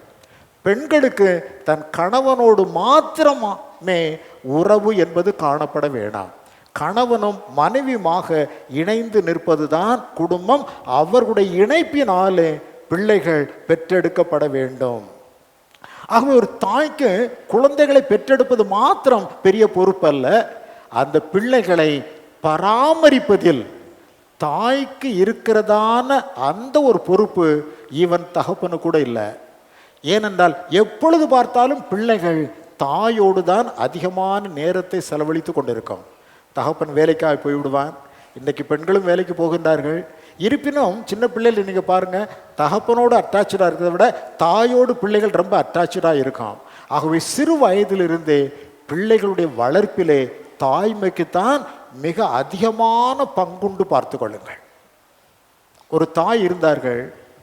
அவருடைய பெயர் சூசான், கணவர் பெயர் வெஸ்லி. சூசான் வெஸ்லின்னு ஒரு அம்மா இருந்தாங்க. அவர்களுக்கு 17 பிள்ளைகள். எத்தனை பிள்ளைங்க? 17 பிள்ளைகள். அந்த 17 பிள்ளைகளில் 3 பிள்ளைகள் பல கண்டங்களை அசைக்கக்கூடிய விதத்திலே தேவ மனிதர்களாக எழும்பி பிரகாசித்தார்கள். ஜான் வெஸ்லி குறித்து நாம் கேள்விப்பட்டிருப்போம், சார்லஸ் வெஸ்லி குறித்து நாம் கேள்விப்பட்டிருப்போம். ஜான் வெஸ்லி பிரபலமான ஒரு பிரீச்சர், சார்லி வெஸ்லியும் ஒரு பிரபலமான பிரீச்சர்ஸ். அந்த ஐரோப்பா கண்டம், அமெரிக்க கண்டம் எல்லாம் அவர்கள் அசைக்கின்ற மனிதர்களாக விளங்கினார்கள். ஏன் தெரியுமா? ஒவ்வொரு நாளும் சூசான் வெஸ்லியினுடைய வரலாறு சொல்லுகிறது, ஒவ்வொரு நாளும் அந்த ஸ்திரீ 17 பிள்ளைகளும் படுத்திருப்பார்கள். இவங்க 17 பிள்ளைகளுக்கும் உரிய காரியங்கள் எல்லாம் செய்து சாப்பாடு கொடுத்து முடித்து படுக்கிறதற்கு எவ்வளவு நேரம் ஆகும் என்று எண்ணிக்கொள்ளுங்கள். ஆனால் தினந்தோறும் படுப்பதற்கு முன்பதாக, தூங்குவதற்கு முன்பதாக 17 பிள்ளைகளுடைய தலையிலும் கை வைத்து அந்த அம்மையார் ஜெபித்து முடித்து விட்டு தான் அவர்கள் நித்திரைக்கு செல்வார்கள். காரணம், பிள்ளைகள் கர்த்தரால் கொடுக்கப்பட்டிருக்கின்ற ஈவு என்பதை அவர்கள் அறிந்திருந்தபடியினாலே. பிள்ளைகளுக்காக அந்த அளவிற்கெல்லாம் பெற்றோர்கள், தகப்பன்மார் ஜெபம் பண்ண மாட்டாங்க. ஆனால் தாய்மார்களுக்கு தான் அந்த பெரிய பொறுப்பு இருக்கிறது என்பதை புரிந்து கொள்ள வேண்டும். ஆகவே மக்கள் என்பது, குடும்பத்தில் பிள்ளைகள் என்பது மிக சிறப்பான ஒரு அங்கம். பார்த்து கொள்ளுங்கள். திருவள்ளுவர் சொல்லும் பொழுது, மங்களம் என்ப மனை மாட்சி மற்றும் அதன் நன்கலம் நன்மக்கள் பேறு என்று குறிப்பிடுவார். மங்களம், மனை மாட்சி, குடும்பத்தினுடைய அந்த மாட்சிமை பெரிய பண்பு எதுவென்று கேட்டால், அதற்கு மங்களமாக விளங்குவது என்னவென்று கேட்டால், நன்கலம் மக்கள் பேறு, நன்மக்கள் பேறு. நல்ல பிள்ளைகள் ஒரு குடும்பத்தில் அமைந்து விட்டால் அந்த குடும்பம்தான் குடும்ப வளர்ப்பிலே சிறப்பானது, பண்புள்ளது என்று குறிப்பிடுகிறார். பார்த்து கொள்ளுங்கள். ஸோ நம்முடைய பிள்ளைகள் நல்ல சிறப்புடையவர்களாக காணப்படுவார்களே, ஆனால் அதற்கு பெரிதும் காரணமாய் இருக்கின்றவர்கள் தாய்மார்கள் தான் என்பதை புரிந்து கொள்ள வேண்டும். இந்த அப்படிப்பட்ட நல்ல தாய்மார்கள் குடும்பத்திற்கு தேவை, சமுதாயத்திற்கு தேவை, பிள்ளைகளுக்கு தேவை, கணவன்மாருக்கு தேவை. நல்ல தாய்மார்கள் யாருக்கெல்லாம் வேணும்? பிள்ளைகளுக்கு வேணும். அவர்கள் வாழ்ந்து கொண்டிருக்கிற சமுதாயத்துக்கும் நல்ல தாய்மார்கள் வேண்டும், கணவனுக்கும் நல்ல மனைவி வேண்டும், அதுபோல சபைக்கும் அவர்கள் தேவை. பார்த்து கொள்ளுங்கள். நல்ல அருமையான தாய்மார்கள் சபையில் இருப்பார்களே, ஆனால் பிள்ளைகளும் மணிகளாக வளர்ந்து கொண்டே இருக்கும். அப்படித்தானா? அப்படித்தானா? அம்மாமார் நல்லா இருந்தா பிள்ளைகள் எப்படி இருப்பாங்க? மணிகளாக விளங்கி கொண்டிருப்பார்கள். ஆகவே பிள்ளைகளை வளர்க்கின்ற அந்த காரியத்திலும் தாய்க்கு அதிகமான அந்த பொறுப்பு இருக்கிறது என்பதை புரிந்து கொள்ளலாம். ஒரு பெண் சிறப்பானவள் என்று சொல்லப்பட வேண்டுமேயானால் அவள் எப்படிப்பட்ட புகழ்ச்சியை உடையவளாக இருக்க வேண்டும் என ஞானி மிக அருமையாக எழுதுகின்றார். நீதிமொழிகளின் புஸ்தகத்தில் 31ஆம் அதிகாரம் நமக்கெல்லாம் தெரியும். அது யாரை குறித்து சொல்லியிருக்கிறது? குணசாலியான சிறியை குறித்து பேசுகிற அற்புதமான பகுதி. அந்த பகுதியை நீங்கள் எடுத்துக்கொள்ளுங்கள். நீதிமொழிகள் 31ஆம் அதிகாரத்தை நீங்கள் எடுத்துக்கொண்டால் அங்கே பாருங்கள், முதலாவதாக 28வது வசனத்திலே பிள்ளைகள் தங்கள் தாயை புகழுகின்றார்கள். அவள் பிள்ளைகள் எழும்பி அவளை பாக்கியவதி என்பார்கள். தாய்மார்களுக்கு, எத்தனை தாய்மார்களுக்கு இந்த பாக்கியம் கிடைத்திருக்கிறதோ அவர்கள் சிறப்பானவர்கள். பார்த்து கொள்ளுங்கள். தாய்களுக்குரிய பொறுப்பை அவர்கள் நேர்த்தியாய் நிறைவேற்றி இருக்கிறார்கள் என்று பொருள். பிள்ளைகள் எழும்பி எங்கள் தாயாகிய நீ பாக்கியவதி என்று பிள்ளைகள் பேர் சொல்ல வேண்டாம். என்னை பெத்து போட்டைய, எனக்கு என்ன செஞ்ச, நீ என்னை குறித்து கொஞ்சமாவது கவலைப்பட்டையா, நீ எல்லாம் ஒரு அம்மாவா, பாரு அந்த வீட்டில் இருக்கிற அம்மாவை பாரு, இந்த வீட்டில் இருக்கிற அம்மாவை பாரு என்று பிள்ளைகள் சொல்வார்களே, ஆனால் you are not a good mother, you are a bad mother. எப்படிப்பட்ட மதர்? Bad mother. பார்த்து கொள்ளுங்கள். பிள்ளைகள் எழும்பி சொல்லணும் நீ பாக்கியவதி. பிள்ளைகள் எழும்பி தாயை பார்த்து எங்கள் அம்மா பாக்கியவதி, எங்கள் அம்மா வயிற்றில் பிறக்கிறதுக்கு நாங்கள் புண்ணியம் செய்திருக்க வேண்டும் என்று மக்கள் சொல்ல வேண்டும். 29ஆம் வசனத்தில் அநேக பெண்கள் குணசாலிகளாக இருந்ததுண்டு, நீயோ அவர்கள் எல்லாருக்கும் மேற்பட்டவள் என்று அவளை புகழ்கிறான். யார் புகழ்கிறான்? 28 கடைசியில் சொல்லியிருக்குது, அவள் புருஷனும் அவளை பார்த்து. முதல்ல பிள்ளைகள் சொல்றாங்க, பிள்ளைகள் எல்லாம் நீ பாக்கியவதி என்று புகழ்கிறார்கள். கணவனும் அவளை பார்த்து, ஏமா அநேக பெண்கள் குணசாலிகள் உலகத்தில் உண்டு, ஆனா நீயோ அவர்கள் எல்லாரிலும் எப்படிப்பட்டவள்? மேற்பட்டவள். எல்கானா சொல்லுவான், தன் மனைவியாகிய அன்னாளை பார்த்து சொல்லுவான், அவள் அழுது கொண்டே இருப்பாள், குழந்தை இல்லை என்கிற நிலையில் அழுது கொண்டே இருப்பாள், எப்பொழுதும் சக்களத்தி பாடா படுத்திக்கிட்டு இருப்பா. எல்கானா சொல்லுவான், அநேகம் பிள்ளைகளை பார்க்கலாம், நான் உனக்கு சிறப்பல்லவா என்று அவளுடைய கணவன் அவளை ஆற்றி தேற்றி ஆறுதல் கொடுத்தான் என்பதாக வேதம் சொல்லுகிறது. இங்கே சொல்லப்பட்டிருக்கிறது, அந்த கணவன் எழுப்பி சொல்கிறான், நிறைய பெண்கள் உலகத்தில் உண்டு, ஆனால் நீயோ அவர்கள் எல்லாரிலும் எப்படிப்பட்டவள்? குணசாலியானவள். நீயோ அவர்கள் எல்லாருக்கும் மேற்பட்டவள். இந்த உணர்வு ஒரு புருஷனுக்குள்ளே இருக்குமே ஆனால் அவன் வேறு பெண்களை பார்த்து, வேறு உறவுகளை பார்த்து அவன் செல்ல வேண்டும் என்ற நாட்டமும் எண்ணமும் அவனுடைய உள்ளத்திற்குள்ளே வராது. தன் குடும்பத்தில் தன் மனைவியை நேசித்து தன் மனைவியோடு இசைவாய் இருக்க வேண்டும் என்கிற அந்த எண்ணம் அவனுக்குள்ளே வேறு ஊன்றி விடும். பார்த்து கொள்ளுங்கள். அவருடைய கணவன் சொல்லுகிறான், எல்லாரிலும் நீ மேற்பட்டவள். அடுத்து 30வது வசனத்திலே சொல்லப்பட்டிருக்கிறது, சௌந்தரியம் வஞ்சனை உள்ளது, அழகும் வீண், கர்த்தருக்கு பயப்படுகிற ஸ்திரியே புகழப்படுவாள். எங்க புகழப்படுகிறாள்? சமுதாயத்திலே புகழப்படுகின்றாள்.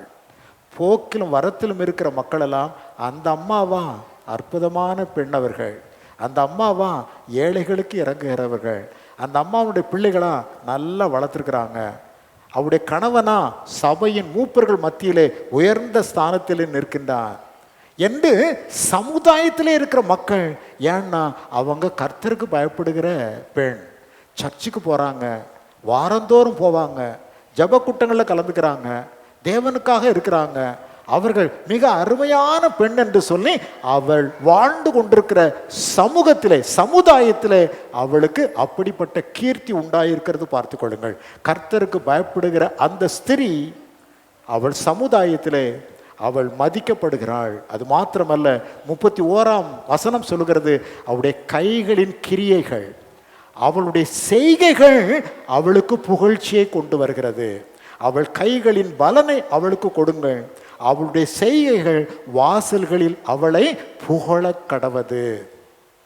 இங்க நிறைய பெண்கள் இருக்கிறீங்க. முதல்ல அவங்களுக்கு நான் பேசிட்டு இருந்தேன், இப்பொழுது நான் உங்களை பார்த்து பேசி கொண்டிருக்கிறேன். உங்களை பார்த்து உங்களுடைய பிள்ளைகள் என்ன சொல்லுறாங்க?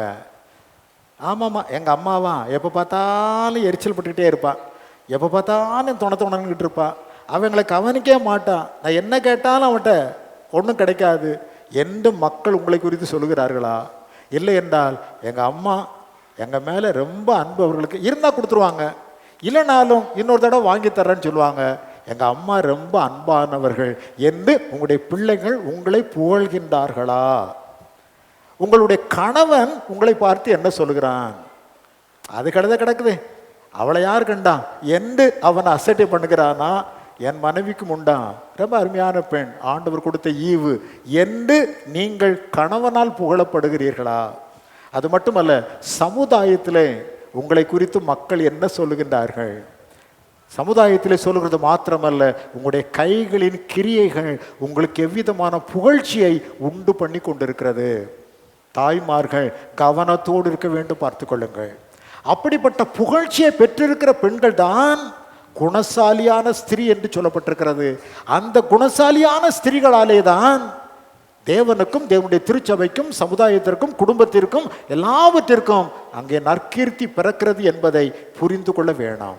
பிள்ளைகளை வளர்க்கின்ற தாய்மார்கள் அவ்விதமாய் காணப்பட வேண்டும். என்ற பொழுதில் பெரிதுவக்கும் தன் மகனை சான்றோன் என கேட்ட தாய் ஒரு பிள்ளையை சான்றோனாக நீதிமானாக மாற்ற வேண்டுமையானால் இந்த புகழ்ச்சியை உடைய பெண்ணாக விளங்க வேண்டும்.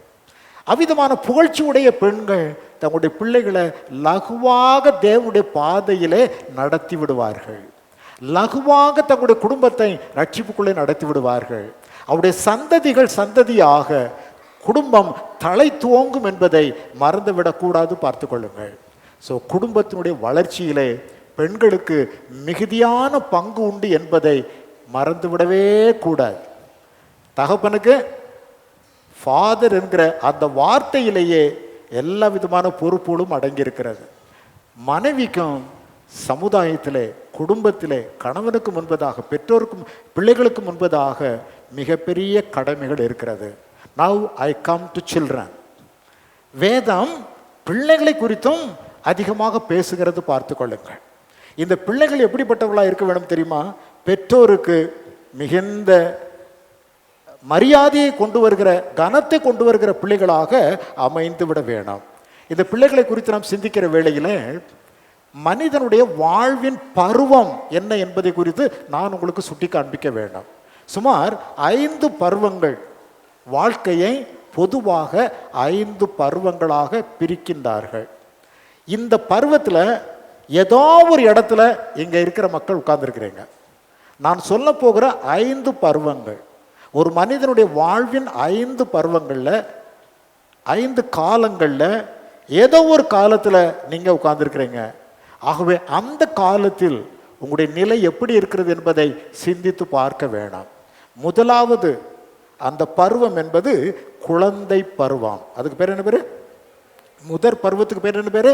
குழந்தை பருவம். வயது 1 முதல் 12 வரையில், வயது 1 முதல் 12 வயது வரையிலும் அது குழந்தை பருவம். அரியா பையங்க, செஞ்சிட்டான், சரி விடுங்க, மன்னிச்சுங்க என்று சொல்வார்கள். அரியா பையன் என்று சொல்வார்கள், அரியா பிள்ளை என்று சொல்வார்கள். ஆகவே குழந்தை பருவம் முதல் 12 வயது வரையிலும். அந்த சமயத்தில் அந்த பிள்ளைகளை மிக கரிசனையோடு நாம் பார்த்து கொள்ள வேண்டும். இந்த பருவத்தில் இருக்கிறவங்க கை வைத்துங்க பார்க்கலாம். 1 முதல் 12 வயசு வரையில் இருக்கிற பிள்ளைங்க கை உயர்த்துங்க, சொல்லுங்க, கை உயர்த்துங்க பார்க்கலாம். 1 முதல் 12 வயசு. 12 வயசுனா எத்தனாவது படிப்பாங்க? 6 வயசில் ஒன்றாப்புக்கு போவாங்க. 6வது படிக்கிற பிள்ளைகளுக்கு 12 வயசு, அப்படி தானே? ஸோ 6 வயது வரையிலும் உள்ள அந்த பிள்ளைகள் முதல் பருவத்திலே அவர்கள் காணப்படுகிறார்கள். அந்த பருவத்தில், அந்த முதல் 12 வயசில் இப்போமெல்லாம் எல்கேஜிலே கொண்டு போய் ஸ்கூலில் விட்டுறாங்க. அன்னைக்கெல்லாம் இந்த எல்கேஜி அப்புறம் யூகேஜி இதெல்லாம் கிடையாது. 6 வயசில் தான் ஒன்றாப்பில் போய் சேர்க்க முடியும். இப்போ அப்படி இல்லை. பிள்ளைகளை வீட்டை விட்டு கழிச்சு விட்டால் போதும், டீச்சர் அங்கே என்ன பாடும் பட்டுட்டு போட்டோம், துட்டை கட்டிடுவோம் என்று சொல்லி எல்கேஜியிலேருந்தே நம்ம வெளியே அனுப்ப ஆரம்பிச்சிட்டோம். காலத்தின் கட்டாயம், இருந்து விட்டு போகட்டும். இந்த பிள்ளைகள் நீங்கள் பார்த்தீங்கன்னா 3 வயசில் கொண்டு போய் ஸ்கூலில் விட்டுறாங்க. 3 வயசு வரல அம்மா அம்மா அம்மா அம்மானுக்கிட்டே இருப்பான். 3 வயசு வரல என்ன செய்வான்? அம்மா அம்மா அம்மா அம்மானுக்கிட்டே இருப்பான். ஸ்கூலில் கொண்டு விட்டதுக்கப்புறம் அம்மா மறந்து போய் டீச்சரு டீச்சரு டீச்சருன்னுட்டே இருப்பான். அம்மா வீட்டில் என்ன சொன்னாலும், ஏமா எங்கள் டீச்சர் இப்படிலாம் சொல்லியிருக்கிறாங்க, ஏமா இதை இப்படி செய், இல்லை இல்லை எங்கள் டீச்சர் இப்படி தான் சொல்லியிருக்கிறாங்க. அம்மா போய் யார் வந்துடுறாங்க? யாருங்க வந்துடுறாங்க? டீச்சர்ஸ் வந்துடுறாங்க. ஒருவேளை இங்கே டீச்சர்ஸ் இருப்பீர்களே ஆனால், அது அந்த சின்ன வயசு பிள்ளைகளை வளர்க்கக்கூடிய டீச்சர்ஸ் இருப்பீங்கன்னா கொஞ்சம் அவரிடத்துல பட்சமாக நடந்து கொள்ளுங்க. ஏன்னா அம்மாவை மறந்துட்டு இப்போ எங்கே வந்துருச்சு? எங்கே வந்துருச்சு? டீச்சர்கிட்ட வந்துருச்சு. ஸோ அந்த யூகேஜி வரையில், எல்கேஜி வரையில் பிள்ளைகளெல்லாம் அம்மாட்ட அட்டாச்சாக இருந்தது, இப்போ டீச்சர் பேரில் அட்டாச்மெண்ட் ஆகிப்போச்சு. அது ஒரு வளர்ச்சி, பார்த்து கொள்ளுங்கள். அது வளர்கின்ற பருவம். அதில் அந்த பிள்ளைக்கு என்ன தெரியும்? என்ன சொல்கிறோமோ அதை அப்படியே நம்பி கொண்டிருக்கிற பருவம். அதற்கு அடுத்த ஒரு பருவம் இருக்கிறது, அதை டீன் ஏஜ் அப்படின்னு சொல்லுவாங்க. என்ன பருவம்? Teen age. 13 வயசுலேருந்து 19 வயசு வரல, 13 to 19 இந்த பருவத்தில் இருக்கிறவங்களாம் கை வைத்துங்க பார்க்கலாம். 13லேருந்து 19 வயது வரல, வெரி வெரி இம்பார்ட்டன்ட் ஏஜ். கையை கீழே போடுங்க. இந்த டீன் ஏஜ் இருக்குது பார்த்தீங்களா, இந்த பருவம் இரண்டாவது, வாழ்க்கையின் இரண்டாவது பருவம் மிக மிக முக்கியமான பருவம் என்பதை புரிந்து கொள்ள வேண்டாம். ஏன்னு கேட்டால், அந்த முதலாவது பருவத்தில் அம்மாவோட அட்டாச்மெண்ட்டு, டீச்சரோட அட்டாச்மெண்ட், வேறு பெரிய அட்டாச்மெண்ட்லாம் ஏற்படாது. இந்த டீன் ஏஜில் ஏற்படுகிற முதலாவது அட்டாச்மெண்ட் ஃப்ரெண்ட்ஸ். சொல்லுங்க, யாரு? ஃப்ரெண்ட்ஸ், நண்பர்கள். ஸோ நண்பர்களை தெரிந்தெடுக்கின்ற ஒரு பருவம். டீச்சரும் டாமினேட் பண்ண முடியாது, அம்மாவும் பிள்ளைகளை டாமினேட் பண்ண முடியாது. எந்த உணர்வுகள் டாமினேட் பண்ணிட்டு இருக்கோம்? என் ஃப்ரெண்டு. அம்மா சொன்னாங்கிறது போய், எங்கள் டீச்சர் இப்படி தான் சொன்னாங்கிறது போய், இப்போ என் ஃப்ரெண்டு இப்படி தான் சொன்னான், அவள் வீட்டில் இப்படி தான் நடக்குதான், அவள் வீட்டில் இப்படி தான் பண்ணுறாங்களா, ஏமா நீ என்ன இப்படி பண்ணிட்டு இருக்கிற, இதை செய்யடா என்று சொன்னால், என் ஃப்ரெண்டு இப்படி இல்லை சொன்னான், என் ஃப்ரெண்டு வீட்டில் இப்படி தானே பண்ணுறாங்க. ஸோ ஷிஃப்ட் ஆகிக்கொண்டே போகிறது. ஸோ சிநேகிதர்களை, நண்பர்களை, சிநேகிதிகளை தெரிந்தெடுக்கிற இந்த பருவத்தில் you must be very very very very careful. Bad ஃப்ரெண்ட்ஸை நீங்கள் தெரிந்தெடுத்துக்கிட்டீங்கன்னா உங்களுடைய வழியும் பேடாக போய்விடும். குட் ஃப்ரெண்ட்ஸை நீங்கள் தெரிந்தெடுத்து கொண்டீர்கள் என்று சொன்னால் உங்களுடைய வாழ்க்கை எப்படி ஆகும்? நல்ல நிலைக்கு வருவதற்கான காலமாக அமைந்துவிடும். ஆகவே இந்த 13 முதல் 19 வயது வரையிலும் இருக்கிற பிள்ளைகள், முதலாவது நீங்கள் செய்ய வேண்டிய காரியம், பிக் அப் குட் ஃப்ரெண்ட்ஸ். நல்ல நண்பர்களை, நல்ல சிநேகிதிகளை தெரிந்தெடுத்து கொள்ளுங்கள். உங்கள் பார்வைக்கு சில பேர் தவறாக நடப்பது போக தெரிந்தால், தவறான பேச்சுகளையே பேசி கொண்டிருந்தால், அவாய்ட் தேம். அவங்களை என்ன பண்ணிடுங்க? என்ன செய்ய வேண்டும்? அவாய்ட் பண்ணிட்டு நல்ல ஃப்ரெண்ட்ஸை நீங்கள் தேர்ந்தெடுக்க வேண்டும். நம்பர் 1, இந்த பருவம் தான் கல்வியின் மீது அதிக நாட்டம் கொள்கின்ற பருவம், படிக்கின்ற பருவம், படிக்க வேண்டும் என்கிற ஆசை ஏற்படுகின்ற பருவம்.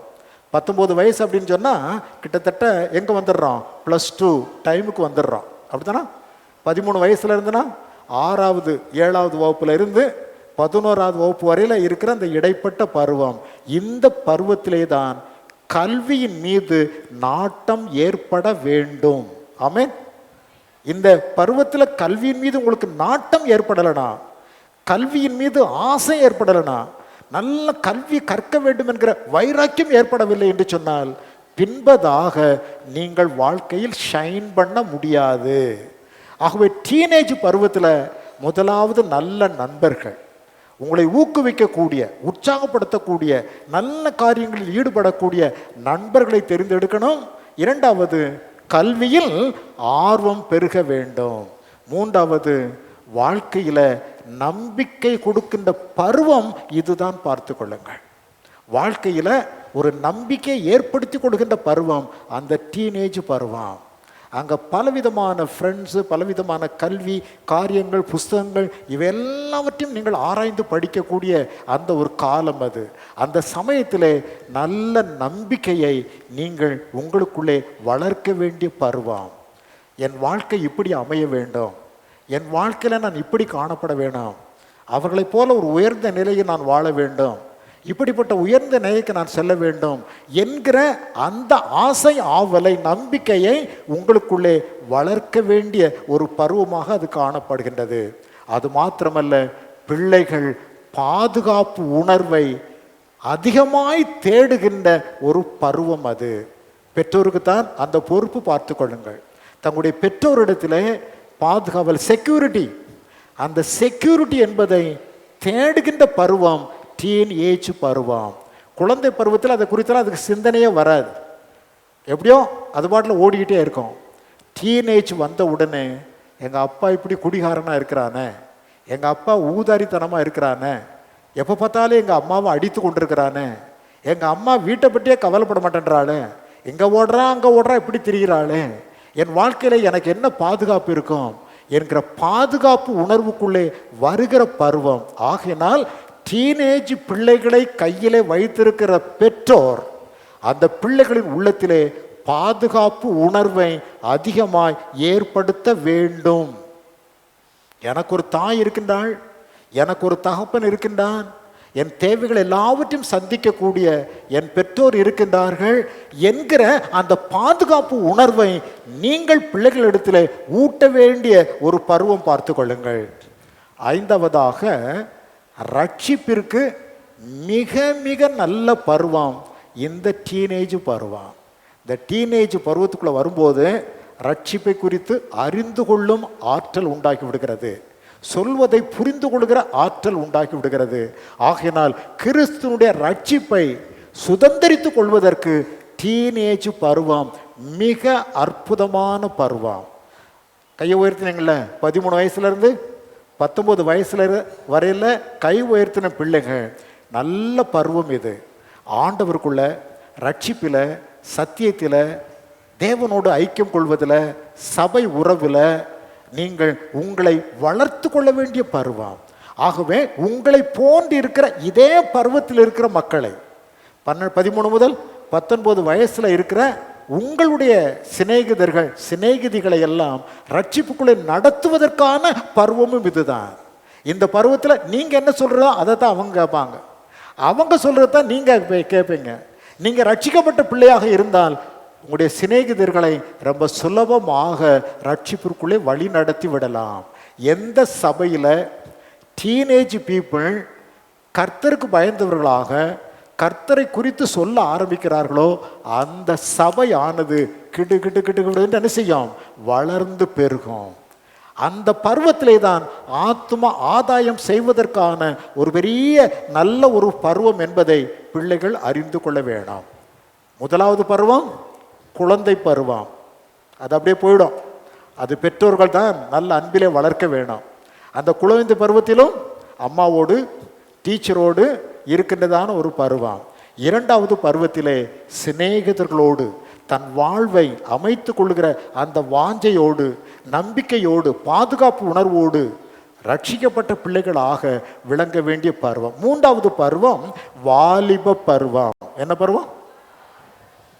அதை இப்படி சொல்வார்கள், வாலிப பருவம் அட்வென்ச்சரஸ் அடல்ட்ஹுட் அப்படின்னு சொல்லுவாங்க. டீனேஜ் என்று சொல்லப்படுவதற்கு பின்பு வருகிற பருவம் அட்வென்ச்சரஸ் அடல்ட்ஹுட். அது 20 வயது முதல் 30 வயது வரையிலும் பார்த்துக்கொள்ளுங்கள். அந்த குரூப் யாரெல்லாம் இருக்கிறீங்க? 20 வயசுலேருந்து 30 வயசு வரையில் கை வைத்துங்க பார்க்கலாம். 20 வயசுலேருந்து 30 வயசு வரையில் உங்களுடைய இந்த பருவத்திற்கு அட்வென்ச்சரஸ் அடல்ட்ஹுட் அப்படின்னு பேர். இந்த 20 வயது முதல் 30 வயது வரையிலும் நன்றாக கல்வியை கற்க வேண்டிய பருவம். நல்ல ஒரு கோர்ஸை எடுத்து சிறப்பாக கல்வியை கற்று அதன் மூலமாக நல்ல ஒரு ஜாபில் போய் உட்கார்ந்துடணும். நல்ல ஒரு ஜாபில் என்ன செஞ்சிடணும், ஒரு நல்ல வேலையிலே பணியிலே அமர்ந்து விட வேண்டும். நல்ல கல்வி கற்பது. 20 வயசுன்னு சொன்னால் காலேஜுக்கு போய்டுறீங்க. 20 வயசில் என்ன செஞ்சிடுறீங்க, காலேஜுக்கு போய்டுறீங்க. 23, 24, 25 வயசில் காலேஜை முடிச்சிருவீங்க. அதுக்கப்புறம் மீதம் இருக்கிற ஒரு 5 வருஷத்தில் ஒரு நல்ல பணியிலே நீங்கள் சேர வேண்டிய பருவம். ஆகவே தான் அதை அட்வென்ச்சரஸ் அடல்ட்ஹுட் அப்படின்னு சொல்கிறாங்க. ஸோ இந்த பருவத்தில் வாழ்கின்ற மக்கள் மிக கருத்தோடு நல்ல கல்வி, 25 வயசுக்குள்ளே படிக்க வேண்டிய கல்வியை முடித்து விடணும். 25 வயசுக்கு மேலே 30 வயதிற்குள்ளாக என்ன செய்ய வேண்டும், நல்ல ஒரு வேலையில், உத்தியோகத்தில், ஒரு ஜாபில் அமர்ந்து விட வேண்டும். அந்த 30 வயதிற்குள்ள ஒரு நல்ல மனைவியை கண்டுபிடிக்க வேணும். என்ன செய்யணும், ஒரு நல்ல கணவனை கண்டுபிடிக்க வேணும். நல்ல கணவனை, நல்ல மனைவியை தெரிந்தெடுக்கின்ற பருவம் இந்த மூன்றாவது பருவம் தான். பார்த்து கொள்ளுங்கள். 25 வயசுல படிப்பு முடிகிறது. 28 வயசுக்குள்ள நல்ல ஜாபில் உட்காந்துடுறீங்க. 30 வயதிற்கு முன்பதாக திருமணம் செய்துவிட வேண்டும். ஆகவே இந்த பருவம் மிக அற்புதமான ஒரு பருவம் என்பதை புரிந்து கொண்டு ஒரு நல்ல வாழ்வியலை அமைத்து கொள்ள வேண்டாம். அந்த ஸ்டேஜில் தான் உங்களுடைய வாழ்வியலை நீங்கள் படம் போடுறீங்க. நான் இப்படித்தான் வாழ வேண்டும், இவ்விதமாய்த்தான் வாழ வேண்டும், என்னுடைய வாழ்க்கை இப்படித்தான் இருக்க வேண்டாம், இந்த பொசிஷனில் நான் இருக்கணும், இத்தனை பிள்ளைகளை பெற்றுக்கொள்ள வேணும், அந்த பிள்ளைகளை இப்படி வளர்க்க வேண்டும் என்கிற ஃப்யூச்சரை பற்றியதான சிந்தனை, ஃப்யூச்சரை பற்றியதான வருங்காலத்தை குறித்த அந்த சிந்தனையிலே காணப்பட வேண்டும். பார்த்து கொள்ளுங்கள். அந்த சிந்தனையிலே இருக்கின்ற பொழுது 4வது பருவத்துக்குள்ளே நுழையிறீங்க. அது 31 முதல் 50 வயது வரையிலும். இந்த பருவத்தில் கை வைத்துங்க பார்க்கலாம். 31 முதல் 50 வரையிலும் இருக்கின்ற மக்கள், 31 வயசுலேருந்து 50 வயசுக்குள்ளே இருக்கிற நிறைய மக்கள் இருக்கிறீங்க. ஆகவே இது வாழ்க்கையின் 4வது பருவம். இந்த பருவத்தை மார்வலஸ் மிடில்ஸ் அப்படின்னு சொல்லுவாங்க. மத்திய காலம், ஆனால் ஆச்சரியமான ஒரு காலம் அது. அந்த 31 வயதுல இருந்து 50 வயது வரையில் மார்வலஸ் மிடில்ஸ். இதில் தான் இந்த 31 வயசுல இருந்து 50 வயசுக்குள்ள தான் நல்ல பிளானிங், லைஃபினுடைய நல்ல திட்டத்தை தீட்டுகின்ற சமயம், நல்ல வீட்டை கட்டுகின்ற சமயம், தனக்குள்ளே நல்ல மனநிலையை ஏற்படுத்தி கொள்கின்ற சமயம், ஒரு நல்ல பொறுப்புணர்வோடு தன் குடும்பத்தை கட்டி எழுப்புகின்ற அந்த ஒரு பருவம், தேவனுக்குள்ள நல்ல விசுவாசத்தை வெளிப்படுத்துகின்ற பருவம். இதெல்லாம் இந்த 31 வயசுல இருந்து 50 வயசு வரல உள்ள மக்கள் நீங்கள் அவ்விதமாய் காணப்படுகிறீர்களா என்பதை சிந்தித்து பார்க்க வேணாம். எப்படிப்பட்ட காரியங்கள்? நல்ல திட்டம், ஒரு பிளான்டு லைஃப். நான் அடிக்கடி என்னோடு இருக்கிறவரை பார்த்து சொல்வேன், life should be a planned one. வாழ்க்கை என்பது ஒரு திட்டமிடப்பட்டதாக இருக்கணும், ஒரு திட்டமிட்ட வாழ்க்கை. அந்த திட்டமிட்ட வாழ்க்கை தான் தெவிட்டாத வாழ்க்கை, அருமையான வாழ்க்கை. பார்த்து கொள்ளுங்கள். நல்ல திட்டத்தை தீட்டி நல்ல ஒரு வீட்டை கட்டி முடித்து விட வேணாம். எவ்வளோ சீக்கிரம் கட்டுறீங்களோ அவ்வளோ சீக்கிரம் அந்த ஒரு வீட்டை கட்டிவிட வேணாம். அப்பொழுது உங்களுடைய மனநிலையிலே ஒரு பியூரிட்டி ஏற்படும். தன் குடும்பத்திற்கு வேண்டிய செக்யூரிட்டியை பண்ணியாச்சு, தான் வாழ்க்கையிலே அடைய வேண்டும் என்கிற அந்த லக்கை நோக்கி நான் சென்று கொண்டிருக்கிறேன் என்கிற அந்த ஒரு மனநிலை, அது இன்னும் உங்களுடைய பொறுப்புணர்வை அது உறுதியாக்கி காண்பிக்கும். தேவனிடத்திலே உங்களுடைய விசுவாசம் உறுதிப்படுகின்ற ஒரு மிகப்பெரிய காலம் அது. கர்த்தரை ஏற்கனவே ஏற்றுக்கொண்டிருப்பீர்கள், முந்தின காலத்திலே கர்த்தரை ஏற்றுக்கொண்டிருப்பீர்கள். கர்த்தருக்குள்ளே உங்கள் வாழ்வை ஸ்டெபிளைஸ் பண்ணுகிற, அதை ஒரு ஸ்டேபிளாக நிறுத்தி கொள்கிற அந்த காலம் இந்த 31 முதல் 50 வரையிலும் உள்ள அந்த காலம் பார்த்து கொள்ளுங்கள். 5வது பருவம் முதுமை பருவம், 50+. 50க்கு மேலே என்று சொல்லுகலாம். கை உயர்த்துக. முதலாவது நான் கை உயர்த்தி விடுகிறேன். 50க்கு மேலே என்று சொல்லுகிறவர்கள், இது வாழ்வின் 5வது பருவம். இது எப்படிப்பட்ட காலமாக இருக்க வேண்டும் தெரியுமா? ஒரு இன்பமான காலமாக இருக்க வேண்டும். ஆனால் இன்றைக்கு இருக்கிற சமுதாய நிலையில் இந்த காலம் கொஞ்சம் கடினமான காலமாக மாறிக்கொண்டு வருகிறது. ஏன்னா ஃபிக்ஸட் இன்கம், 50 வயசு ஒரு ஃபிக்ஸட் இன்கம், பிள்ளைகளுக்காக செலவு பண்ணியாச்சு, அதுக்காக லோன் கட்டணும். கவர்மெண்ட்டில் வேலை பார்த்தா லோனை போட்டிருப்பாங்க, பிள்ளைகளுக்கு படிப்புக்கு வீட்டுக்கு அந்த லோனை கட்டணும் வைக்கணும். ஆகவே கடைசியில் பார்த்தா அந்த கேரி ஹோம் சேலரின்னு சொல்லுவாங்க, அது ஒரு ஃபிக்ஸட் நிலைமைக்கு வந்துடும். கொஞ்சம் தான் இருக்கும். அதை வைத்து தான் உங்களுடைய வாழ்க்கையை நடத்த வேண்டும். அந்த வாழ்க்கை அருமையாய் காணப்பட வேண்டுமே ஆனால் இந்த 4வது பருவத்திலேயே வெல் பிளான்டு லைஃபாக நீங்கள் மாற்றிக்கொள்வீர்களே ஆனால் இந்த பருவம் உங்களுக்கு மிக ஆசீர்வாதமாக, சமாதானம் நிறைந்ததாக, சந்தோஷம் மிகுந்ததாக விளங்கிவிடும். பார்த்து கொள்ளுங்கள். ஏன்னா இந்த பருவத்தில் அடுத்து வருவது டிபெண்டன்சி. பிள்ளைகளுக்கு எல்லாம் போட்டுருவோம், கடைசியில் சீக்கிரத்தில் ரிட்டைர்மெண்ட் வரும். இப்போமாவது பரவாயில்ல, 60 வயசு ரிட்டைர்மெண்ட்டு, முன்னாலெல்லாம் 58 வயசு. ஆகவே 50 வயசு ஆயிட்டாலே ரிட்டையர்மெண்ட் ஃபீவர் வந்துடும். பார்த்துக்குங்க, நம்ம நாட்டில் ரிட்டையர்மெண்ட் ஃபீவர் ரொம்ப மோசம். எங்கள் அத்தான் ஒரு விஷயம் சொல்லியிருக்கிறாங்க.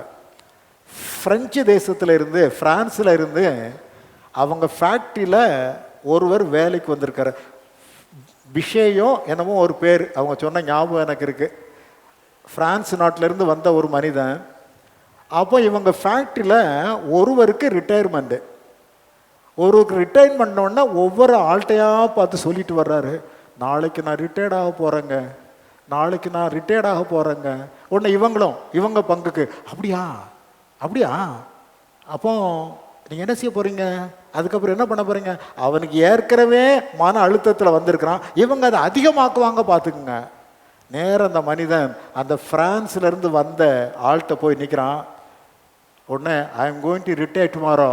அவன் கையை பிடிச்சிட்டு, retire retire, very good very good, you are going to be free from tomorrow அவன் சந்தோஷமா சொல்றான்னா இந்த ஆளுக்கு அழுகையே வந்துருச்சு. அவங்க ஏன்ட்டு சொன்னது எனக்கு இன்னும் ஞாபகம் இருக்கிறது. இந்த மனிதனுக்கு அழுகையே வந்துருச்சு. அவன் retire retire, very good very குட்ங்கிறான். ஏனென்றால் அவர்களெல்லாம் அப்படி வாழ பழகினவர்கள் தான். பார்த்து கொள்ளுங்கள், முந்தின காலத்தில் வாழ்க்கையை செம்மையாக வாழ்ந்து கொண்டிருந்தால் பிந்தின ரிட்டையர்மெண்ட் காலத்தை குறித்து கவலைப்பட வேண்டிய அவசியம் என்பதே வராது என்பதை புரிந்து கொள்ள வேண்டாம். ஃபிக்ஸட் இன்கம், மற்றவர்களை சார்ந்து கொள்ள வேண்டும் என்கிற ஒரு நிலை, சுகமும் பலனும் குண்டுகின்ற காலம். சுகர் வந்துடும், பிளட் ப்ரெஷர் வந்துடும், வேற பலவிதமான பிரச்சனைகள் வந்துடும், ஹார்ட் பிரச்சனை வந்துடும், பலவிதமான பிரச்சனைகள் நம்மை நோக்கி வருகிற காலம் அது. கடைசியில் இறுதி நாளும் தட்டிக்கிட்டு நிற்கும். என்ன செய்யும்? இறுதி நாள் தூக்கிட்டு போகிறதுக்கு தட்டிக்கிட்டு நிற்கும். ஆகவே அந்த ஏஜில் இருக்கிற மக்கள் சந்தோஷத்தோடு சமாதானத்தோடு தங்களுடைய வாழ்வை கழிக்க வேண்டுமையானால் முந்தின காலங்களிலே தேவனோடு தங்களுடைய உறவை மிக இறுக்கமாக வைத்து கொண்டால் தேவனாகிய கர்த்தர் உங்களை பராமரித்து கொள்வார் என்பதை மனதார நம்பி உங்கள் வாழ்வை நடத்துவதற்கு ஆண்டவர் விரும்புகிறார். கர்த்தராகிய தேவன் உங்களுடைய முதுமை காலத்திலே உங்களுக்கு வேண்டிய சமாதான வாழ்வை, சந்தோஷமான நிலையை, எதற்கும் கவலை கொள்ளாத வாழ்வை அவர் உங்களுக்கு தந்தருள்வார். ஏனென்று கேட்டால் முந்தின காலங்களிலேயே தேவனுக்குள்ளாக உங்களுடைய வாழ்வை நீங்கள் திட்டமிட்டு நடத்தி விட்டீர்கள். இங்கே அமர்ந்திருக்கின்ற பிள்ளைகள், டீன் ஏஜர்ஸ், அட்வென்ச்சரஸ் அடல்ட்ஹுட்டில் இருக்கிறவங்க, மார்வலஸ் மிடில்ஸில் இருக்கிறவங்க, நீங்கள் மிகுந்த கரிசனையோடு வாழ்க்கையை ரசனை உள்ளதாய் மாற்றிக்கொள்ள வேண்டாம். இந்த வாழ்க்கை வாழ்வதற்காக தேவன் கொடுத்திருக்கிறார். நாம் தேவன் கொடுத்துக்கிற இந்த வாழ்க்கையவே நரகமாக்கி கொள்ளக்கூடாது. நரகத்திற்கென்று குறிக்கப்பட்டவர்கள் வெளியே இருக்கிறாங்க. நீங்களும் நானும் நரகத்திற்கென்று குறிக்கப்பட்டவர்கள் அல்ல. இந்த வாழ்வை நரகமாக்கி விடாதபடிக்கு இதையே பரலோகமாக மாற்ற வேண்டாம். இவ்விதமாய் ஒரு பிளான் பண்ண அந்த குடும்பத்தை தான் மக்கள் குட்டி பரலோகம் என்று சொல்வார்கள். அதற்கு பேர் என்ன பேரு? அது பேர் என்ன பேரு? குட்டி பரலோகம். நீங்கள் உங்கள் வாழ்வை குட்டி பரலோகமாக மாற்றக்கொள்வதற்கு நேராய் நடத்த கற்றுக்கொள்ள வேண்டாம். ஒவ்வொரு பருவத்தில் இருக்கிற மக்களும் அப்படித்தான். அவ்விதமாய் காணப்பட்டால் அந்த வாழ்க்கை மிகுந்த ஆசீர்வாதமுடையதாக இருக்கும். மற்றொரு விசை நான் சொல்ல விரும்புகிறேன். நல்லதொரு குடும்பம் தேவன் தங்கும் வாசசாலா. உலகத்துக்காரங்க பாட்டு பாடியிருக்கிறாங்க. நல்லதொரு குடும்பம் பல்கலைக்கழகம். நாம் பாடுவோம், நல்லதொரு குடும்பம் தேவன் தங்கும் வாசஸ்தலம்.